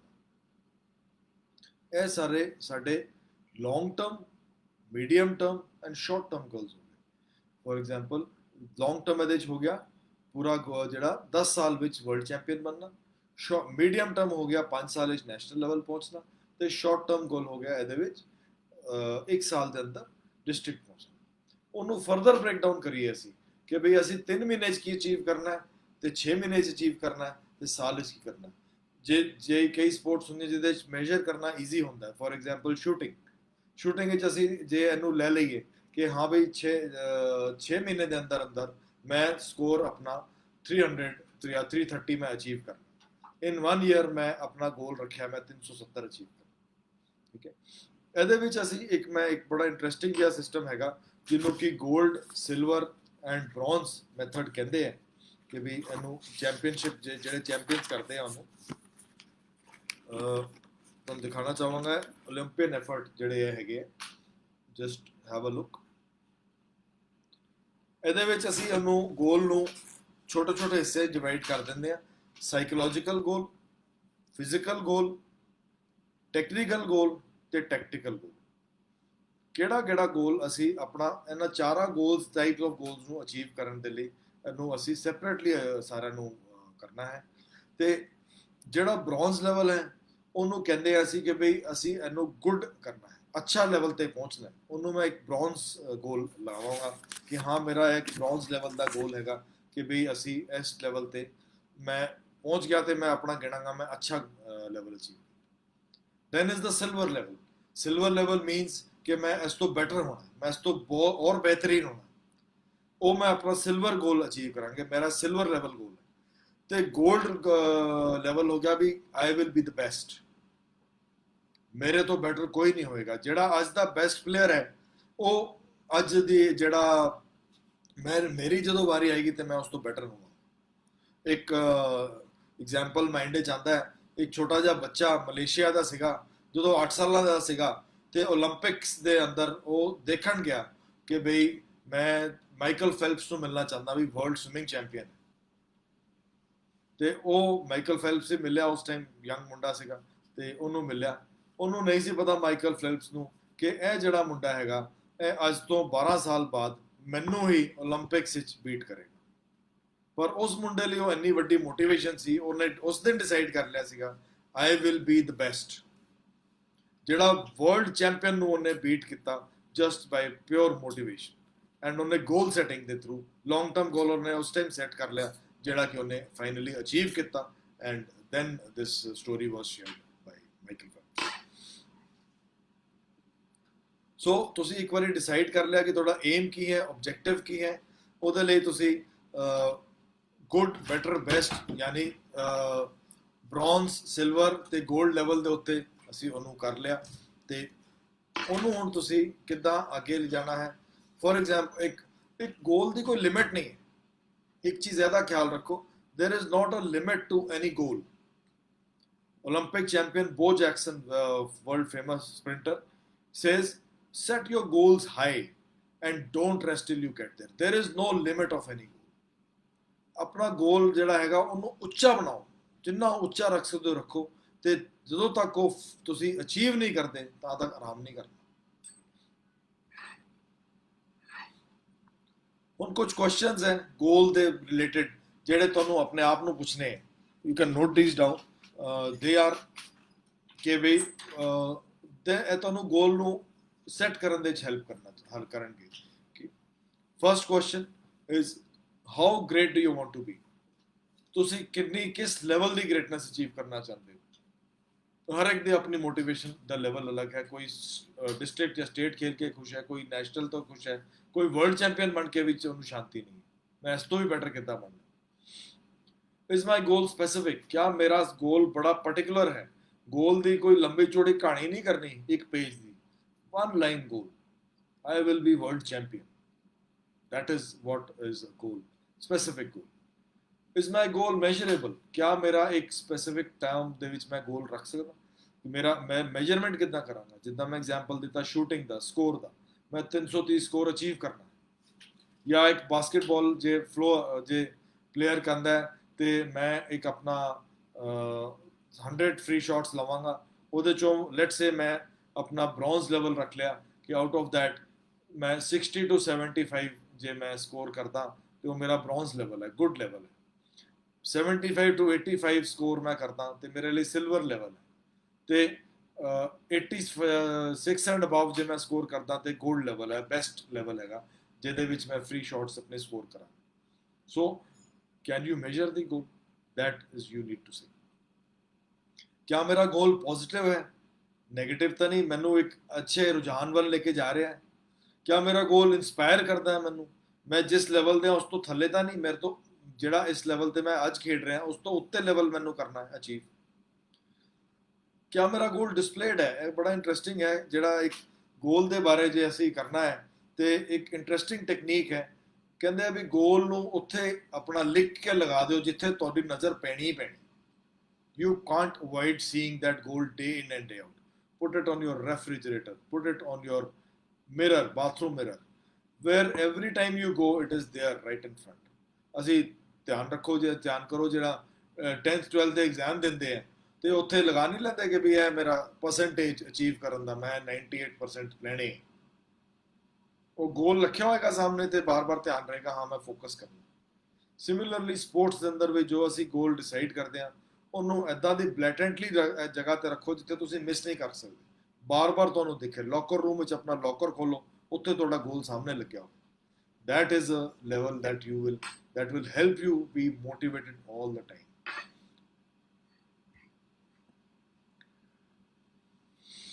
It also gives you a sense of direction. ਜੇ ਗੋਲ ਹੋਏਗਾ ਤਾਂ ਤੁਹਾਨੂੰ ਡਾਇਰੈਕਸ਼ਨ ਮਿਲੇਗੀ ਕਿ ਹਾਂ ਮੈਂ ਇਸ ਤਰ੍ਹਾਂ से ਕਰ ਰਿਹਾ। ਇੱਕ ਅਚੀਵਮੈਂਟ ਕਰਦੇ ਰਹੋਗੇ, ਇੱਕ ਅਚੀਵੇਬਲ ਲੈਵਲਸ ਵੀ ਉਸ ਗੋਲ ਦੇ ਅੰਦਰ ਰੱਖਣੇ। ਐ ਨਹੀਂ ਕਿ ਇੰਨਾ ਗੋਲ ਹਾਈ ਰੱਖ ਲਿਆ ਮੈਂ ਅਚੀਵ ਹੀ ਨਹੀਂ ਕਰ ਸਕਦਾ। ਉਹ ਛੋਟੇ ਛੋਟੇ ਅਚੀਵਮੈਂਟਸ ਜਦੋਂ ਤੁਹਾਡੇ ਆਣਗੇ ਤੁਹਾਡਾ ਟਿਕ ਲੱਗ ਜਾਏਗਾ, ਇੱਕ ਤੁਹਾਨੂੰ ਬੜੀ ਕੌਨਫੀਡੈਂਸ ਅੰਦਰ ਤੁਹਾਡੇ ਅੰਦਰ ਆਏਗਾ। ਕਿਸ ਟਾਈਪ ਦੇ ਗੋਲ ਸਾਨੂੰ ਰੱਖਣੇ ਚਾਹੀਦੇ, ਉਹਦੇ ਵਿੱਚ ਆ ਜਾਂਦਾ ਹੈ performance and technique rather then outcome, ਕਿ ਵੀ ਅਸੀਂ ਕਿਸ ਟੈਕਨੀਕ ਨੂੰ ਇੰਪਰੂਵ ਕਰਨਾ ਹੈ। ਜੇ ਤੁਹਾਡੀ ਕੋਈ ਫਾਲਟੀ ਟੈਕਨੀਕ ਹੈ, ਅੱਜ ਦਾ ਇੰਨਾ ਕੁ ਗੋਲ ਰੱਖ ਲਓ ਕਿ ਮੈਂ ਅੱਜ ਦਾ ਸਾਰਾ ਦਿਨ ਹੋਰ ਕੁਝ ਨਹੀਂ ਕਰਨਾ, ਸਿਰਫ ਇਸ ਟੈਕਨੀਕ ਨੂੰ ਇੰਪਰੂਵ ਕਰਨਾ। ਬਾਸਕਟਬਾਲਰ ਲਈ ਆਪਣੀ ਥਰੋ ਦਾ ਸਿਸਟਮ, ਕ੍ਰਿਕਟਰ ਲਈ ਬੋਲਿੰਗ ਕਰਨ ਦਾ ਪਾਰਟਿਕੂਲਰ ਐਕਸ਼ਨ ਜਾਂ ਬੈਟਿੰਗ ਦਾ ਇੱਕ ਪਾਰਟਿਕੂਲਰ ਐਕਸ਼ਨ ਜੋ ਕਿ ਗਲਤੀ ਕਰ ਰਿਹਾ ਉਹਨੂੰ ਇੰਪਰੂਵ ਕਰਨ ਲਈ, ਜਾਂ ਕੋਈ ਯੋਗਾ ਵਾਲਾ ਕੋਈ ਹੈਗਾ ਤੇ ਉਹ ਇੱਕ ਪਾਰਟਿਕੂਲਰ ਆਸਨ ਨੂੰ ਉਸ ਦਿਨ ਦੇ ਲਈ ਗੋਲ ਰੱਖ ਲੈ, ਮੈਂ ਅੱਜ ਇਸ ਆਸਨ ਨੂੰ ਮਾਸਟਰੀ ਕਰਨੀ ਹੀ ਕਰਨੀ ਹੈ। ਇਹ ਚੀਜ਼ ਜਿਹੜੀ ਹੈ ਟੈਕਨੀਕ ਵੱਲ ਥੋੜਾ ਜਿਹਾ ਧਿਆਨ ਦਿਓ, ਆਊਟਕਮ ਆਟੋਮੈਟਿਕਲੀ ਆਏਗਾ। ਲੌਂਗ ਟਰਮ ਜਿਹੜਾ ਹੈਗਾ ਆਪਾਂ ਪਹਿਲੇ ਡਿਸਕਸ ਕਰ ਚੁੱਕੇ ਹਾਂ ਕਿ ਲੌਂਗ ਟਰਮ ਜਿਹੜਾ ਹੈਗਾ ਉਹ ਤੁਹਾਨੂੰ ਡਾਇਰੈਕਸ਼ਨ ਦੇਗਾ, ਤੇ ਜਿਹੜਾ ਸ਼ਾਰਟ ਟਰਮ ਗੋਲ ਹੈ ਉਹ ਤੁਸੀਂ ਉਹਨੂੰ ਰਿਵਿਊ ਕਰਕੇ ਉਹਨੂੰ ਇੰਟੈਂਸਿਟੀ ਤੁਹਾਡੀ ਜਿਹੜੀ ਹੈ ਅਚੀਵ ਕਰਨ ਦੇ ਵਿੱਚ ਹੈਲਪ ਕਰੇਗਾ ਕਿ ਕਿੱਦਾਂ ਫੋਕਸਡ ਰਹਿਣਾ ਹੈ। It should be measurable, it should be specific. I'm repeating this, and it should be a prioritized goal in one or two key areas which you can achieve and then move on to the next goal. ਇਹਦੇ ਵਿੱਚ goals ਜੇ ਆਪ ਨੂੰ ਮੁਸ਼ਕਿਲ ਲੱਗੇ ਕਿ ਹਾਂ ਵੀ ਅਸੀਂ ਮੈਨੂੰ ਮੁਸ਼ਕਿਲ ਲੱਗ ਰਿਹਾ ਵੀ ਮੈਂ ਕਿੱਦਾਂ ਆਪਣਾ ਗੋਲ ਰੱਖਾਂ, ਕੀ ਕਰਾਂ, you can talk to your coach. Coach ਜਿਹੜਾ ਹੈਗਾ ਇੱਕ ਐਜ਼ ਅ ਮੈਂਟੋਰ ਹੈਲਪ ਕਰਦਾ, ਇੱਕ ਸਪੋਰਟ ਕਰਦਾ ਤੁਹਾਨੂੰ ਹਰ ਵਕਤ, ਤੇ ਐਂਡ ਉਹ ਤੁਹਾਨੂੰ ਐਕਸਪੀਰੀਅੰਸ ਦੇ ਨਾਲ ਆਪਣੇ ਥੋੜਾ ਗਾਈਡ ਵੀ ਜ਼ਰੂਰ ਕਰੇਗਾ ਕਿ ਬੇਟਾ ਇਹ ਗੋਲ ਰੱਖ ਲਓ, ਇਹ ਤੁਹਾਡੇ ਲਈ ਅਚੀਵੇਬਲ ਵੀ ਹੈ ਤੇ ਇੱਕ ਤੁਹਾਡੀ ਪਰਫਾਰਮੈਂਸ ਨੂੰ ਇੰਪਰੂਵ ਕਰਨ ਵਿੱਚ ਹੈਲਪ ਵੀ ਕਰੇਗਾ। So that is a person who can be your mentor all the time in setting up your goals. Realistic goal ਹੋਏ, ਪੋਜ਼ਿਟਿਵ ਹੋਏ, ਟਾਰਗੇਟ ਡੇਟ ਰੱਖੋ ਕਿ ਮੈਂ ਇਸ ਤਰੀਕ ਤੱਕ ਇਹ ਅਚੀਵ ਕਰਨਾ, and then strive to reach that target. Without that you will not be able to reach anywhere. And ਜਦੋਂ ਇੱਕ ਵਾਰੀ ਗੋਲ ਰੱਖ ਲਿਆ, ਉਹ ਨਿਊ ਈਅਰਸ ਦੇ ਰੈਜ਼ੋਲੂਸ਼ਨ ਮੰਗਣੀ ਕਿ ਵੀ ਹਾਂ ਕਰ ਲਈਆਂ ਤੇ ਫਿਰ ਅਗਲੇ ਦਿਨ ਭੁੱਲ ਗਏ। ਹਰ ਸਾਲ ਆਉਂਦੀਆਂ ਨੇ, ਹਰ ਸਾਲ ਨਵੀਂ ਰੈਜ਼ੋਲੂਸ਼ਨ ਹੁੰਦੀਆਂ, ਉਸ ਤੋਂ ਬਾਅਦ ਜੈ ਰਾਮ ਜੀ ਕੀ, ਉਹ ਨਹੀਂ, ਠੀਕ ਹੈ। ਤੇ ensure that you are committed to your goals. ਜੋ ਤੁਸੀਂ ਗੋਲ ਰੱਖਿਆ ਉਹਨੂੰ ਅਚੀਵ ਕਰਨ ਵੱਲ ਵੀ, ਉਹ that is the difference between a champion and a normal run of the mill sports person. ਆਮ ਬੰਦਾ ਜਿਹੜਾ ਹੈ ਥੋੜਾ ਜਿਹਾ ਕੀਤਾ ਵੱਲ ਵੀ ਬੜਾ ਵਧੀਆ ਹੋ ਗਿਆ, ਬੜਾ ਵਾਹ ਵਾਹ, ਜਦੋਂ ਕਿ ਚੈਂਪੀਅਨ ਜੋ ਹੈ ਉਹ ਨਹੀਂ ਰੈਸਟ ਕਰਦਾ ਜਦੋਂ ਤੱਕ ਆਪਣਾ ਫਾਈਨਲ ਗੋਲ ਅਚੀਵ ਨਹੀਂ ਕਰਦਾ। ਆਪਣੇ ਆਪ ਨੂੰ ਮੋਨੀਟਰਿੰਗ ਕਰੋ, ਸੈਲਫ ਮੋਨੀਟਰਿੰਗ ਕਰੋ, ਗੋਲ ਦੇ ਵਿੱਚ ਪ੍ਰੋਗਰੈਸ ਨੂੰ ਅਚੀਵ ਕਰੋ, ਉਹਦੀ ਨੋਟ ਕਰਦੇ ਰਹੋ ਕਿੱਦਾਂ ਕਰਨਾ ਹੈਗਾ। ਐਂਡ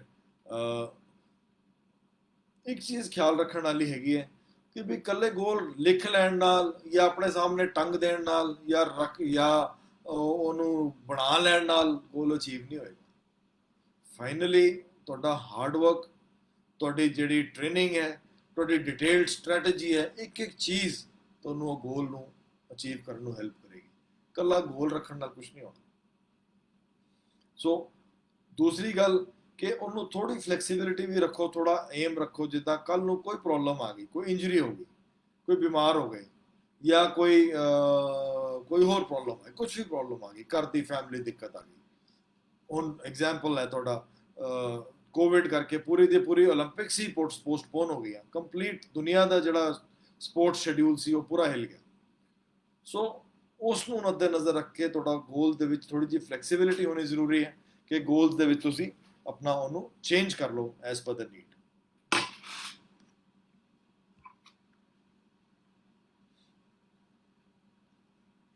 ਕੁਝ ਪ੍ਰੋਬਲਮਸ ਵੀ ਆਉਂਦੀਆਂ ਨੇ ਗੋਲ ਸੈਟਿੰਗ ਵਿੱਚ, ਉਹ ਪਤਾ ਹੋਣੀ ਜ਼ਰੂਰੀ ਹੋਣੀ ਚਾਹੀਦੀਆਂ ਨੇ ਕਿ ਵੀ ਗੋਲ ਦੇ ਰੱਖਣ ਦੇ ਵਿੱਚ ਕੀ ਦਿੱਕਤਾਂ ਆਉਂਦੀਆਂ ਨੇ।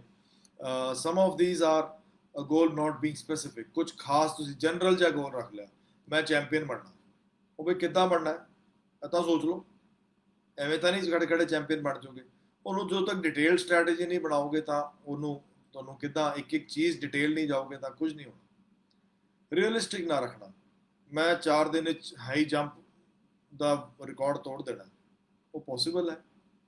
ਆਪਣੇ ਆਪ ਨੂੰ ਰੀਅਲਿਸਟਿਕ ਦੇਖੋ, ਮੇਰੀ ਅੱਜ ਦੀ ਲੈਵਲ ਹਾਈ ਜੰਪ ਦਾ ਇੰਨਾ ਹੈ ਤੇ ਮੈਂ ਮਹੀਨੇ 'ਚ ਅਚੀਵ ਕਰਾਂਗਾ, 2 ਮਹੀਨੇ 'ਚ ਅਚੀਵ ਕਰਾਂਗਾ। ਜੇ ਰੀਅਲਿਸਟਿਕ ਹੋਏ 2 ਸੈਂਟੀਮੀਟਰ 'ਚ ਇਨੀਸ਼ੀਅਲ ਗਰੋਥ ਕਿਸੇ ਵੀ ਗੇਮ ਵਿੱਚ ਬੜੀ ਫਾਸਟ ਹੁੰਦੀ ਹੈ, ਲੇਕਿਨ ਉਸ ਤੋਂ ਬਾਅਦ ਇੱਕ ਪਲੇਟੋ ਆਉਂਦਾ ਹੈ, ਪਲੇਟੋ ਤੋਂ ਬਾਅਦ ਅੱਗੇ ਚੜ੍ਹਨ ਦੇ ਲਈ ਬਹੁਤ ਮਿਹਨਤ ਲੱਗਦੀ ਹੈ। ਉਹ ਰੀਅਲਿਸਟਿਕ ਗੋਲ ਰੱਖਿਆ ਹੋਏਗਾ ਤਾਂ ਅਚੀਵ ਕਰੋਗੇ। ਜੇ ਤੁਸੀਂ ਸੋਚੋਗੇ ਪਹਿਲੇ ਦਿਨ ਹੀ ਮੈਂ ਸਿੱਧਾ ਛਾਲ ਮਾਰ ਕੇ ਟੌਪ ਤੇ ਪਹੁੰਚ ਜਾਣਾ, ਉਹ ਰੀਅਲਿਸਟਿਕ ਗੋਲ ਨਹੀਂ ਹੈ। ਬਹੁਤ ਜ਼ਿਆਦਾ ਗੋਲ ਰੱਖ ਲੈਣਾ, ਇਹ ਵੀ ਕਰਾਂਗਾ, ਉਹ ਵੀ ਕਰਾਂਗਾ, ਬੜੇ ਮੈਂ 10 ਕੰਮ ਸਾਰੇ ਇਕੱਠੇ ਕਰ ਲੈਣੇ, ਨਾਟ ਪੋਸੀਬਲ। ਕੋਈ ਅਚੀਵਮੈਂਟ ਦੀ ਸਟ੍ਰੈਟਜੀ ਨਹੀਂ ਹੋਣਾ। ਜਿੱਦਾਂ ਫੋਰ ਐਗਜ਼ਾਮਪਲ ਜੇ ਕੋਈ ਗੋਲ ਤੁਸੀਂ ਅਚੀਵ ਕੀਤਾ ਹੈ, ਰਿਵਾਰਡ ਯੋਰਸੈਲਫ। ਮੈਂ ਇੱਕ ਅੱਜ ਛੋਟਾ ਜਿਹਾ ਗੋਲ ਅਚੀਵ ਕਰ ਲਿਆ, ਰਿਵਾਰਡ ਬੜੀ ਸਿੰਪਲ ਜਿਹਾ, ਅੱਜ ਮੈਂ ਜੇ ਗੋਲ ਅਚੀਵ ਕੀਤਾ ਮੈਂ ਮਾਰਕੀਟ ਘੁੰਮਣ ਜਾਵਾਂਗਾ ਜਾਂ ਮੈਂ ਇੱਕ chocolate ਖਾਵਾਂਗਾ। that is an important way of telling yourself ਕਿ ਹਾਂ ਮੈਂ ਅਚੀਵਮੈਂਟ ਕੀਤੀ ਹੈ ਤਾਂ ਮੈਨੂੰ ਇਨਾਮ ਵੀ ਮਿਲ ਰਿਹਾ ਉਹਦਾ, ਭਾਵੇਂ ਆਪਣੇ ਆਪ ਨੂੰ ਇਨਾਮ ਦੇਣਾ, ਲੇਕਿਨ ਉਹ ਹੈਲਪ ਕਰਦਾ। ਪੂਅਰ ਮੋਟੀਵੇਸ਼ਨ ਜਿਹੜੀ ਹੈ ਉਹ ਗੋਲ ਨੂੰ ਨੈਗੇਟਿਵ ਕਰਦੀ ਹੈ ਕਿ ਤੁਹਾਨੂੰ ਮੋਟੀਵੇਸ਼ਨ ਨੇ, ਗੋਲ ਤਾਂ ਰੱਖ ਲਿਆ ਪਰ ਦਿਲ ਅੰਦਰੋਂ ਹੈ ਨਹੀਂ, ਟਾਈਮ ਪਾਸ ਜਾ ਕਰੀ ਜਾਣਾ, you will never achieve those goals. Poor goal monitoring ਔਰ ਇਵੈਲੂਏਸ਼ਨ, ਜਿਹੜਾ ਗੋਲ ਤੁਸੀਂ ਰੱਖਿਆ ਉਹਨੂੰ ਟਾਈਮ ਟੂ ਟਾਈਮ ਇਵੈਲੂਏਟ ਵੀ ਕਰਨਾ ਹੈ, ਉਹਨੂੰ ਦੇਖਣਾ ਹੈ ਕਿ ਹਾਂ ਵੀ ਮੈਨੂੰ ਮੇਰਾ ਰਿਜ਼ਲਟ ਮਿਲ ਰਿਹਾ ਕਿ ਨਹੀਂ ਮਿਲ ਰਿਹਾ, ਕਿਆ ਮੈਂ ਠੀਕ ਡਾਇਰੈਕਸ਼ਨ ਵਿੱਚ ਜਾ ਰਿਹਾ ਨਹੀਂ ਜਾ ਰਿਹਾ, ਆਲ ਦੈਟ ਇਜ਼। ਸੋ ਇੱਕ ਵਰਕਸ਼ੀਟ ਬਣਾਉਣੀ ਚਾਹੀਦੀ ਹੈ, ਜੇ ਚਾਹੋ ਤਾਂ ਨੋਟ ਕਰ ਲਓ। ਇਹਦੇ ਵਿੱਚ ਤੁਸੀਂ ਜਸਟ ਨੋਟ ਡਾਊਨ ਦੀਸ ਪੁਆਇੰਟਸ ਕਿ ਵੀ ਕੀ ਚੀਜ਼ ਤੁਸੀਂ ਇੱਕ ਗੋਲ ਦੀ ਵਰਕਸ਼ੀਟ ਵਿੱਚ ਹੋਣੀ ਚਾਹੀਦੀ ਤੁਹਾਡੀ। ਉਹਦੇ ਵਿੱਚ ਸਭ ਨਾਲ ਪਹਿਲੇ ਤੁਹਾਡਾ ਆ ਗਿਆ statement of goal. What is my goal? ਇੱਕ line. What is the payoff for achieving my goal? ਮੈਂ ਗੋਲ ਜਦੋਂ ਅਚੀਵ ਕਰ ਲਿਆ ਤੇ ਮੈਨੂੰ ਕੀ ਫਾਇਦਾ ਹੋਏਗਾ? ਜੇ ਮੈਂ ਨਾ ਅਚੀਵ ਕੀਤਾ ਤਾਂ ਕੀ ਕੌਨਸੀਕੁਐਂਸਿਸ ਹੋਣਗੇ, ਤਾਂ ਦਾ ਰਿਜ਼ਲਟ ਕੀ ਹੋਏਗਾ? That is the next line. What are the consequences for not achieving my goal? क्या मैं गेम ਵਿੱਚ ਰਵਾਂਗਾ, ਛੋੜਨੀ ਪਏਗੀ ਮੈਨੂੰ game, whatever. What is my strategy for achieving my goal? ਮੇਰੀ ਗੋਲ ਅਚੀਵ ਕਰਨ ਦੀ ਕੀ ਸਟ੍ਰੈਟਜੀ ਹੈ, ਇਹ ਇੱਕ ਲਾਈਨ ਵਿੱਚ ਮੈਂ ਲਿਖਣਾ ਹੈ। possible obstacles in the way of not achieving the goals. For example, anything कि भी my competition is too strong, और मेरे को बूट नहीं है उस level they, it can be anything। की प्रॉब्लम्स मैंने फेस होनी है, मेरे को डाइट का जुगाड़ नहीं है, वो ऑब्स्टिकल तुसी एक एक करके नोट करने। Strategies for overcoming the obstacle. जो ऑब्स्टिकल पता लग गए, बीमारी पता लग गई, फिर ਉਹਦਾ ਇਲਾਜ ਵੀ ਤੁਸੀਂ ਕਰਨਾ। ਉਹ ਜਦੋਂ ਸਟ੍ਰੈਟਜੀ ਬਣਾਉਣੀ ਪਏਗੀ ਕਿ ਮੈਂ ਇਹ ਆ ਮੇਰੇ ਆਬਸਟੀਕਲ ਨੇ, ਇਹਨੂੰ ਮੈਂ ਇਦਾਂ ਓਵਰਟੇਕ ਕਰਾਂ। What excuses do I make? Next line note ਕਰੋ ਕਿ ਮੈਂ ਕੀ ਬਹਾਨੇ ਬਣਾਉਂਦਾ। ਆਪਣੇ ਆਪ ਤੋਂ ਬੈਟਰ ਤਾਂ ਕੋਈ ਕਿਸੇ ਨੂੰ ਨਹੀਂ ਜਾਣਦਾ। ਉਹਦੇ ਵਿੱਚ ਕੀ ਮੈਂ ਬਹਾਨਾ ਬਣਾਉਂਦਾ ਕਿ ਤਾਂ ਕਿ ਮੈਂ ਗੋਲ ਤੋਂ ਸੱਜੇ ਖੱਬੇ ਹੋ ਜਾਵਾਂ। that is something which you need to write. Is it worth the time, effort and commitment to reach my goal? Say yes or no। ਕਿ ਬਈ ਜਿਹੜਾ ਮੈਂ ਐਫਰਟ ਪਾਣਾ ਹੈ, ਜਿਹੜੀ ਮੈਂ ਮਿਹਨਤ ਕਰਨੀ ਹੈ, ਉਹ ਰਿਜ਼ਲਟ ਜਿਹੜਾ ਮੈਨੂੰ ਮਿਲਣਾ ਹੈ, ਉਹਨਾਂ ਐਫਰਟ ਪਾਉਣ ਦਾ ਵਰਥ ਹੈ। ਇੱਕ 80-20 ਰੂਲ ਕਹਿੰਦੇ ਹੈ, 80% effort goes in doing what is going to give you 20% results। 80% effort ਅਸੀਂ ਉਹਨਾਂ ਚੀਜ਼ਾਂ 'ਚ ਪਾਉਂਦੇ ਹਾਂ ਜਿਹਦਾ ਸਾਡਾ ਰਿਜ਼ਲਟ 20% ਆਉਣਾ, ਤੇ ਜਿਹੜੀ 80% ਜਿਹੜਾ ਚੀਜ਼ਾਂ 'ਚ ਰਿਜ਼ਲਟ ਆਉਣਾ, ਉਹ 'ਚ ਅਸੀਂ ਸਿਰਫ 20% ਐਫਰਟ ਪਾਉਂਦੇ ਹਾਂ। ਕਦੀ ਲਾਈਫ ਦਾ ਅਸੂਲ ਹੈਗਾ, ਕਦੀ ਟਰਾਈ ਕਰਕੇ ਦੇਖ ਲੈਣਾ। ਤੋ ਜਦੋਂ ਅਸੀਂ ਗੋਲ ਅਚੀਵ ਕਰਨਾ ਤੇ ਫਿਰ ਅਸੀਂ ਉਸ ਜਿਹੜਾ ਫਿਗਰ ਹੈਗਾ ਉਹਨੂੰ ਕਿਤੇ ਨਾ ਕਿਤੇ ਚੇਂਜ ਕਰਨਾ, ਉਹਨੂੰ 30-70 ਲਿਆਣਾ, ਉਹਨੂੰ 40-60 ਲਿਆਣਾ। ਅਸੀਂ ਜ਼ਿਆਦਾ ਜਿਹੜੀ ਫੋਕਸ ਕਰੀਏ ਜਿਹੜੀ ਚੀਜ਼ ਸਾਨੂੰ ਅਚੀਵ ਕਰਨ ਨੂੰ ਹੈਲਪ ਕਰਦੀ ਹੈ, ਜਿਹੜੀ ਸੱਜੇ ਖੱਬੇ ਦੀ ਚੀਜ਼ਾਂ ਨੇ ਉਹਨਾਂ ਨੂੰ ਛੱਡ ਦਈਏ ਤਾਂ ਕਿ ਸਾਡੀ ਗੋਲ ਅਚੀਵਮੈਂਟ ਪ੍ਰੋਪਰ ਹੋਵੇ। ਸਿਮਿਲਰਲੀ ਤੁਸੀਂ ਇਹਦੇ ਵਿੱਚ ਫਰਦਰ ਇੱਕ ਫਾਰਮ ਹੋਰ ਬਣਾ ਸਕਦੇ ਹੋ ਜਿਹਦੇ ਵਿੱਚ ਤੁਸੀਂ ਲਿਖ ਸਕਦੇ ਹੋ ਨੇਮ, age, date, support, strengths and ਵੀਕਨੈਸਿਸ। ਮੇਰੀ ਸਟਰੈਂਥਸ ਕੀ ਨੇ, ਮੇਰੀ ਵੀਕਨੈਸਿਸ ਕੀ ਨੇ, ਲੌਂਗ ਟਰਮ ਗੋਲਸ ਕੀ ਹੈਗੇ, ਮਿਡ ਟਰਮ ਗੋਲਸ ਕੀ ਹੈ, ਸ਼ਾਰਟ ਟਰਮ ਗੋਲਸ ਕੀ ਹੈ, ਕੀ ਸਕਿੱਲ ਏਰੀਆਜ਼ ਮੇਰੇ ਇੰਪਰੂਵਮੈਂਟ ਚਾਹੀਦੀਆਂ ਨੇ, skill areas needing improvement, specific goal achievement strategy, target date and evaluation sorry. ਇਹ ਸਭ ਚੀਜ਼ਾਂ ਨੋਟ ਕਰੋ, ਲਿਖੋ, and these will all help you in achieving end goal. And then end of it all ਜਿਹੜਾ ਇੱਕ ਆਪਣੇ ਆਪ ਨੂੰ ਇੱਕ ਜਿਹਨੂੰ ਕਹਿੰਦੇ ਨਾ ਸ਼ਪਥ ਲੈਣਾ, ਇੱਕ ਸਹੁੰ ਚੱਕਣੀ ਕਿ make a commitment to yourself that I will achieve this goal. So you write down, I so and so do hereby solemnly swear that I am committed to achieving the goal that I have set। मैं सौं खांदा कि मैं ਜਿਹੜਾ ਗੋਲ set ਕੀਤਾ ਹੈ ਮੈਂ ਇਹਨੂੰ ਅਚੀਵ ਕਰਾਂਗਾ। ਮੈਂ ਜਿਹੜੀ ਅਚੀਵਮੈਂਟ ਸਟ੍ਰੈਟਜੀ ਬਣਾਈ ਹੈ ਉਹਨੂੰ ਮੈਂ ਫੋਲੋ ਕਰਾਂਗਾ, ਡੈਡੀਕੇਟਿਡ ਤੇ ਮੈਂ ਜਿਹੜੀ ਉੱਤੇ ਲਿਖੀ ਹੈ ਮੈਂ ਪੂਰਾ ਇਸ ਗੋਲ ਨੂੰ ਕਮਿਟਡ ਆ। ਐਂਡ ਜਿਹੜੀ ਮੇਰੀ ਸਟ੍ਰੈਟਜੀ ਮੈਂ ਬਣਾਈ ਹੈ ਉਹਨੂੰ ਫੋਲੋ ਕਰਾਂਗਾ। ਥੱਲੇ ਸਾਈਨ ਕਰੋ, ਉਹਦੇ ਤੇ ਡੇਟ ਪਾਓ, ਇੱਕ ਦੋਸਤ ਦੇ ਜਾਂ ਕੋਚ ਦੇ ਉਹਦੇ ਤੇ ਐਜ਼ ਅ ਵਿਟਨੈਸ ਸਾਈਨ ਕਰੋ। this will help you in actually ਕੱਲ ਨੂੰ ਉਹ ਵਿਟਨੈਸ ਜਿਹੜਾ ਹੈ ਤੁਹਾਡਾ ਕੋਚ ਹੈ ਉਹ ਤੁਹਾਨੂੰ ਖਿੱਚ ਵੀ ਸਕੇਗਾ ਕਿ ਹਾਂ ਬਈ ਤੂੰ ਪ੍ਰੋਗਰਾਮ ਬਣਾਇਆ ਸੀ, ਕੀ ਹੋਇਆ ਉਹਦਾ। this will actually help you in your achievements। okay, that was about goal setting। We have very little time left, so I will quickly run over some more aspects of sports psychology। one is visualization। बड़ा important चीज़ है एक visualise करना कि अपने आप ਨੂੰ मैं champion हाँ। चैंपियंस ਜਿਹੜੇ ਨੇ ਉਹ ਸੋਚਦੇ ਨੇ ਕਿ ਵੀ ਮੈਂ ਵਿਜ਼ੂਅਲਾਈਜ਼ ਕਰਨਾ। ਬੜਾ ਫੇਮਸ ਐਥਲੀਟ ਸੀਗਾ 1500 ਮੀਟਰਸ ਦਾ Algerian athlete, I am forgetting his name right now, who used to say कि I spend my time to visualize what the others will think। ਉਹ ਕੀ ਕਹਿੰਦੇ, what will they think, how they will feel when they are going to come second or third। Think about it, the man used to think वो तो first ਤੇ ਮੈਂ ਆਣਾ ਹੀ ਹੈ, ਉਹ ਤਾਂ ਉਹਨੇ ਸੋਚਿਆ ਹੀ ਹੋਇਆ, ਵਿਜ਼ੂਅਲਾਈਜ਼ ਕਰ ਲਿਆ। So this visualization is very important ਕਿ ਤੁਸੀਂ ਇੱਕ ਆਪਣਾ ਕੀ ਅਚੀਵ ਕਰਨਾ। Think of yourself as a champion. ਸੋਚੋ, put yourself through the means. ਅੱਖਾਂ ਦੀ ਇੱਕ ਛੋਟੀ ਜਿਹੀ ਐਕਸਰਸਾਈਜ਼ ਕਰਦੇ ਆ, ਅੱਖਾਂ ਬੰਦ ਕਰੋ, ਇੱਕ ਕੁਰਸੀ ਤੇ ਬੈਠ ਜਾਓ ਤੇ just visualize what you are going to do. ਜਿਹੜੀ ਵੀ ਤੁਸੀਂ ਗੇਮ ਖੇਡਦੇ ਹੋ, ਜੇ ਤੁਸੀਂ ਕ੍ਰਿਕਟ ਕਰ ਰਹੇ ਹੋ ਤਾਂ ਬੋਲਿੰਗ ਐਕਸ਼ਨ, ਜੇ ਤੁਸੀਂ ਸਾਈਕਲਿਸਟ ਹੋ ਤੇ ਤੁਹਾਡਾ go through each step of your cycling routine, ਜੇ ਤੁਸੀਂ ਸ਼ੂਟਰ ਹੋ ਤੇ ਤੁਸੀਂ ਇੱਕ ਆਪਣਾ ਸਟਾਰਟ ਤੋਂ ਲੈ ਕੇ ਐਂਡ ਤੱਕ ਪੂਰਾ ਜਿਹੜਾ ਰੂਟੀਨ ਹਰ ਸ਼ਾਟ ਨਾਲ ਫੋਲੋ ਕਰੋਗੇ, ਉਹਨੂੰ ਵਿਜ਼ੂਅਲਾਈਜ਼ ਕਰੋ ਕਿ ਕਿੱਦਾਂ ਮੈਂ ਜ਼ੀਰੋ ਤੋਂ ਸਟਾਰਟ ਕਰਕੇ ਤੇ ਇੱਕ ਇੱਕ ਸਟੈਪ ਆਪਣੇ ਗੇਮ ਦਾ ਕਿੱਦਾਂ ਕਿੱਦਾਂ ਕਰਨਾ ਹੈ, ਕਿੱਦਾਂ ਮੈਂ ਦੌੜਨਾ ਹੈ, ਕਿੱਦਾਂ ਬਾਲ ਚੱਕਣੀ ਹੈ, ਕਿਸ ਤਰੀਕਾ ਬਾਲ ਫੜਨੀ ਹੈ, ਕਿੱਦਾਂ ਮੈਂ ਆਪਣਾ ਐਕਸ਼ਨ ਲੈਣਾ ਹੈ, ਕਿੱਦਾਂ ਸਵਿੰਗ ਹੋਏਗੀ, ਕਿੱਦਾਂ ਥਰੋ ਕਰਨੀ ਹੈ, ਤੇ ਥਰੋ ਕਰਨ ਤੋਂ ਬਾਅਦ ਕਿੱਦਾਂ ਬੈਟਸਮੈਨ ਨੂੰ ਆਊਟ ਹੋ ਕਰਨਾ ਹੈ। ਇਹ ਨਹੀਂ ਸੋਚਣਾ ਕਿ ਉਹਨੇ ਚੌਕਾ ਮਾਰਨਾ ਹੈ।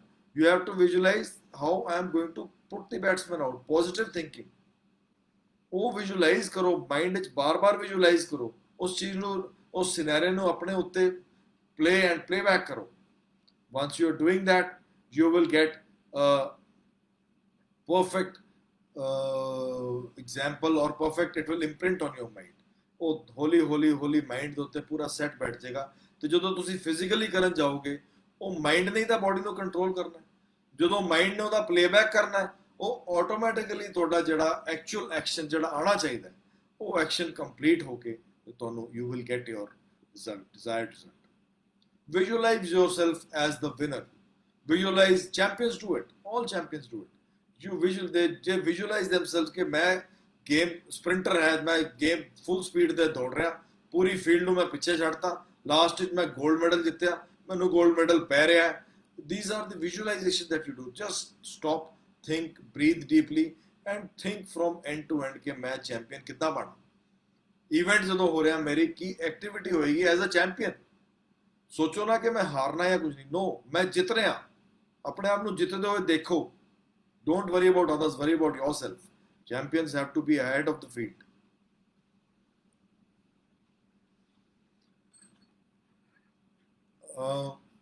This is a very strong activity, the imagery.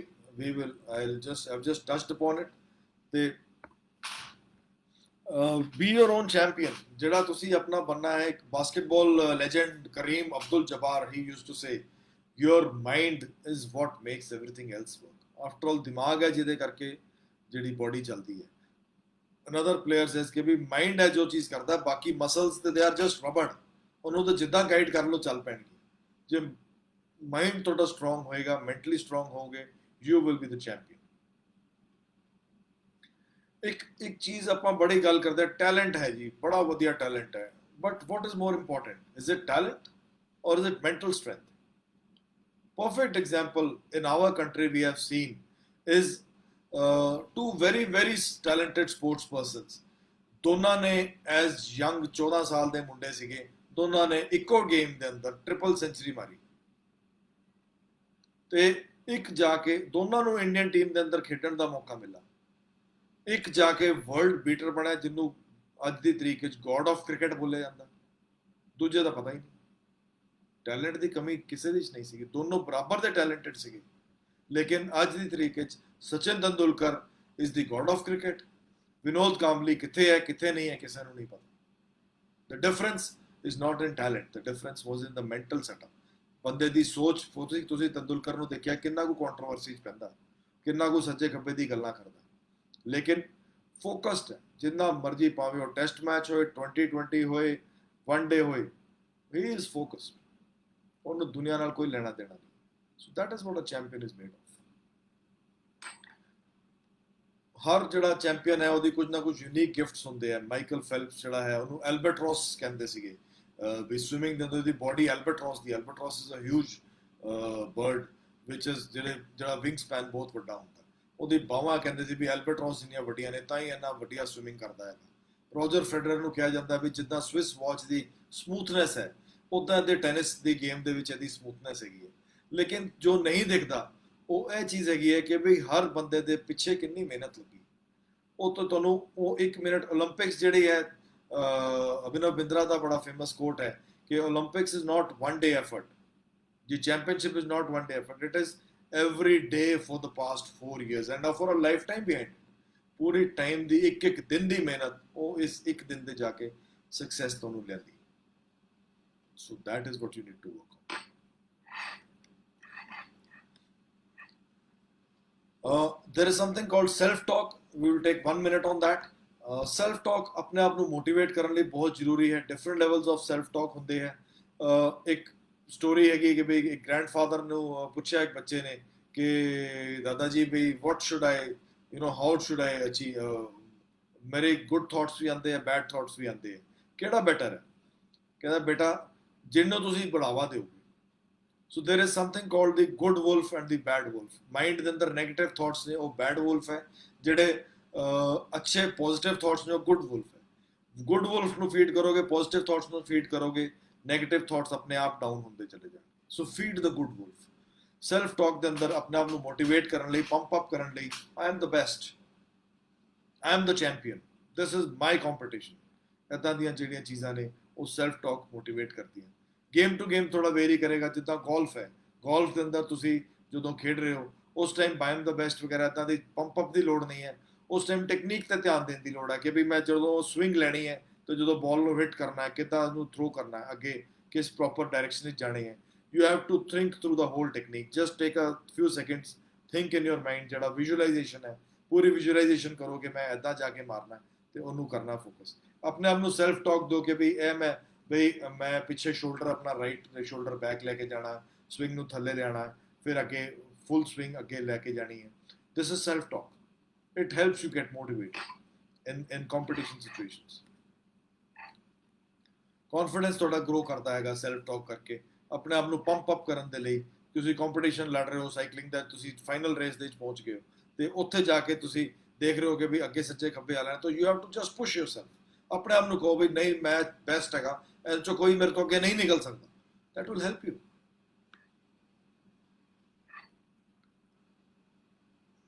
There are certain things you need to relax, need to get humor. Relaxation ਦੇ ਵਿੱਚ ਆਪਣੇ ਆਪ ਨੂੰ ਕਈ ਵਾਰੀ ਟੇਕ ਆਫ ਕਰ ਦਿਓ। ਹਿਊਮਰ ਦੇ ਬੜੇ ਅੱਛੇ ਐਗਜ਼ਾਮਪਲਸ ਹੈ। ਬੜੇ ਬੜੇ ਵਰਲਡ ਚੈਂਪੀਅਨ ਸਟੈਫੀ ਗ੍ਰਾਫ ਜਿਹੜੇ ਜਾਣਦੇ ਆ, ਬੜੀ ਫੇਮਸ ਵਰਲਡ ਪਲੇਅਰ ਸੀਗੀ। ਉਹ ਬੜਾ ਟੈਂਸ ਸਿਚੁਏਸ਼ਨ ਚੱਲ ਰਹੀ ਸੀ ਮੈਚ ਵਿੱਚ ਤੇ ਸਡਨਲੀ ਕਿਸੇ ਨੇ ਆਡੀਅנס ਵਿੱਚੋਂ ਬੋਲਿਆ Steffi Graf will you marry me? Steffi Graf replied depends on how much money you have. ਸਾਰੇ ਆਡੀਅנס ਹੱਸਣ ਲੱਗ ਗਈ कि भाई स्टेफी ग्राफ तो मेरे ब्याह कराएंगी, डिपेंड करता है तो पैसे कितने हैं। सिचुएशन ईज आउट हो गई। Of course Steffi Graf went on to win the match and the next match also, but एक टेंस सिचुएशन के अंदर ह्यूमर लेके आना कोई माड़ी गल नहीं। सोच लिया कि इसे मजाक उड़ाना, नहीं मजाक नहीं उड़ाना। बड़े बड़े कंपीटिशनस ਦੇ ਵਿੱਚ ਜਦੋਂ ਇੱਕ ਹਿਊਮਰ ਐਲੀਮੈਂਟ ਆ ਜਾਂਦਾ ਹੈ ਤੇ ਇੱਕਦਮ ਤੋਂ ਸਟ੍ਰੈਸ ਰਿਲੀਵ ਹੋ ਜਾਂਦਾ ਹੈ। ਰਿਲੈਕਸੇਸ਼ਨ ਦੀ ਟੈਕਨੀਕਸ ਨੇ। थिंक अबाउट हाँ भी मैं छुट्टी मना रहा, रिलैक्स कर रहे हैं, बीच के क्रॉस बैठा हुआ, ठीक है, इंजॉय कर रहे हैं। मेडिटेशन टेक्निक्स है to take your mind away from that immediate what is going on. Yoga techniques है। Sanjeev ji is the biggest expert around here, ਜਿਹੜੇ ਕਿ ਹੈਲਪ ਕਰਦੇ ਹੈ ਕਿ ਬਈ ਕਿੱਦਾਂ ਅਸੀਂ ਉਹਨੂੰ ਆਪਣੇ ਮਾਈਂਡ ਨੂੰ ਸੈੱਟ ਕਰਨਾ ਹੈ, ਫੋਕਸ ਕਰਨਾ ਹੈ ਤੇ ਪਲੱਸ ਉਹਨੂੰ ਲੋਅਰ ਕਰਨਾ ਹੈ। ਆਪਣਾ ਜਿਹੜਾ ਸਟ੍ਰੈਸ ਲੈਵਲ ਹੈ ਉਹਨੂੰ ਕਿੱਦਾਂ ਲੋ ਲੈ ਕੇ ਆਣਾ ਹੈ, ਠੀਕ ਹੈ। ਸੈਲਫ ਕੌਨਫੀਡੈਂਸ ਕਿੰਨਾ ਹੈ। There are so many aspects to it. So we will now end this webinar. I think we've spoken enough about how the sports psychology works. Quickly we'll have a recap. ਅਸੀਂ ਕੀ discuss ਕੀਤਾ ਅੱਜ ਦੇ webinar ਦੇ ਅੰਦਰ। ਅਸੀਂ ਸਭ ਨਾਲ ਪਹਿਲੇ ਜਿਹੜਾ ਡਿਸਕਸ਼ਨ ਕੀਤਾ ਸੀਗਾ ਕਿ ਬਈ ਇੱਕ ਸਪੋਰਟਸ ਸਾਈਕੋਲੋਜਿਸਟ ਦੀ ਕੀ ਇੰਪੋਰਟੈਂਸ ਹੈ, ਮਾਈਂਡ ਦੀ ਟ੍ਰੇਨਿੰਗ ਦੀ ਕੀ ਇੰਪੋਰਟੈਂਸ ਹੈਗੀ ਹੈ, ਕਿੱਦਾਂ ਬੈਸਟ ਜਿਹੜੇ ਚੈਂਪੀਅਨਸ ਹੈ ਵਰਲਡ ਦੇ ਆਪਣੇ ਆਪ ਨੂੰ ਕਿੱਦਾਂ ਉਹ ਬੈਸਟ ਲੈਵਲਸ ਅਚੀਵ ਕਰਦੇ ਹੈ। ਫਿਰ ਅਸੀਂ ਡਿਸਕਸ਼ਨ ਕੀਤੀ ਕਿ ਵੀ ਕਿੱਦਾਂ ਗੋਲਸ ਅਚੀਵ ਕਰਨੇ, ਉਹਦੇ 'ਚ ਕੁਝ ਪੁਆਇੰਟਸ ਡਿਸਕਸ ਕੀਤੇ ਕਿ ਕਿੱਦਾਂ ਇੱਕ ਗੋਲ ਅਚੀਵਮੈਂਟ ਦੀ ਇੱਕ ਲਿਸਟ ਬਣਾਉਣੀ ਹੈ, ਕਿੱਦਾਂ ਆਪਣੇ ਆਪ ਨੂੰ ਮੈਂ ਤੁਹਾਨੂੰ ਦੱਸਿਆ। if you want you can go back and see that part once the recording is available ਕਿ ਕਿੱਦਾਂ ਤੁਸੀਂ ਕੀ ਚੀਜ਼ ਬਣਾ ਕੇ ਇੱਕ ਸ਼ੀਟ ਬਣਾਣੀ ਹੈ ਆਪਣੇ ਲਈ ਗੋਲਸ ਅਚੀਵ ਕਰਨ ਲਈ। then we have talked about various techniques of self talk, then visualization and other systems that top champions use, and ਕਿੱਦਾਂ goals ਨੂੰ ਅਸੀਂ ਬੜੀ ਡਿਟੇਲ ਡਿਸਕਸ ਕੀਤਾ ਹੈ ਕਿ ਵੀ ਇੱਕ ਇੱਕ ਗੋਲ ਨੂੰ ਲੌਂਗ ਟਰਮ ਗੋਲ ਕੀ ਹੁੰਦਾ ਹੈ, ਮੀਡੀਅਮ ਕੀ ਹੁੰਦਾ ਹੈ, ਸ਼ਾਰਟ ਟਰਮ ਕੀ ਹੁੰਦਾ ਹੈ, ਕਿੱਦਾਂ ਗੋਲ ਨੂੰ ਇੱਕ ਜਗ੍ਹਾ ਤੇ ਤੁਸੀਂ ਵਿਜ਼ੂਅਲੀ ਅਵੇਲੇਬਲ ਹੋਣਾ ਚਾਹੀਦਾ ਜਿਹਦੇ ਤੁਹਾਨੂੰ ਰਿਮਾਈਂਡਰ ਹੁੰਦਾ ਰਹੇ ਬਾਰ-ਬਾਰ ਕਿ ਵੀ ਇਹ ਮੇਰਾ ਗੋਲ ਹੈ. And in the end, we talked about relaxation techniques and the importance of humor, and all these are basically mental training for you becoming a champion. I hope the webinar was useful and interesting, and I look forward कि भी ना सिर्फ sports, neither not only sports but any field, these same things are applicable. ਮੈਨੂੰ ਉਮੀਦ ਹੈ ਕਿ ਤੁਹਾਨੂੰ ਫਾਇਦਾ ਹੋਇਆ ਹੋਵੇਗਾ.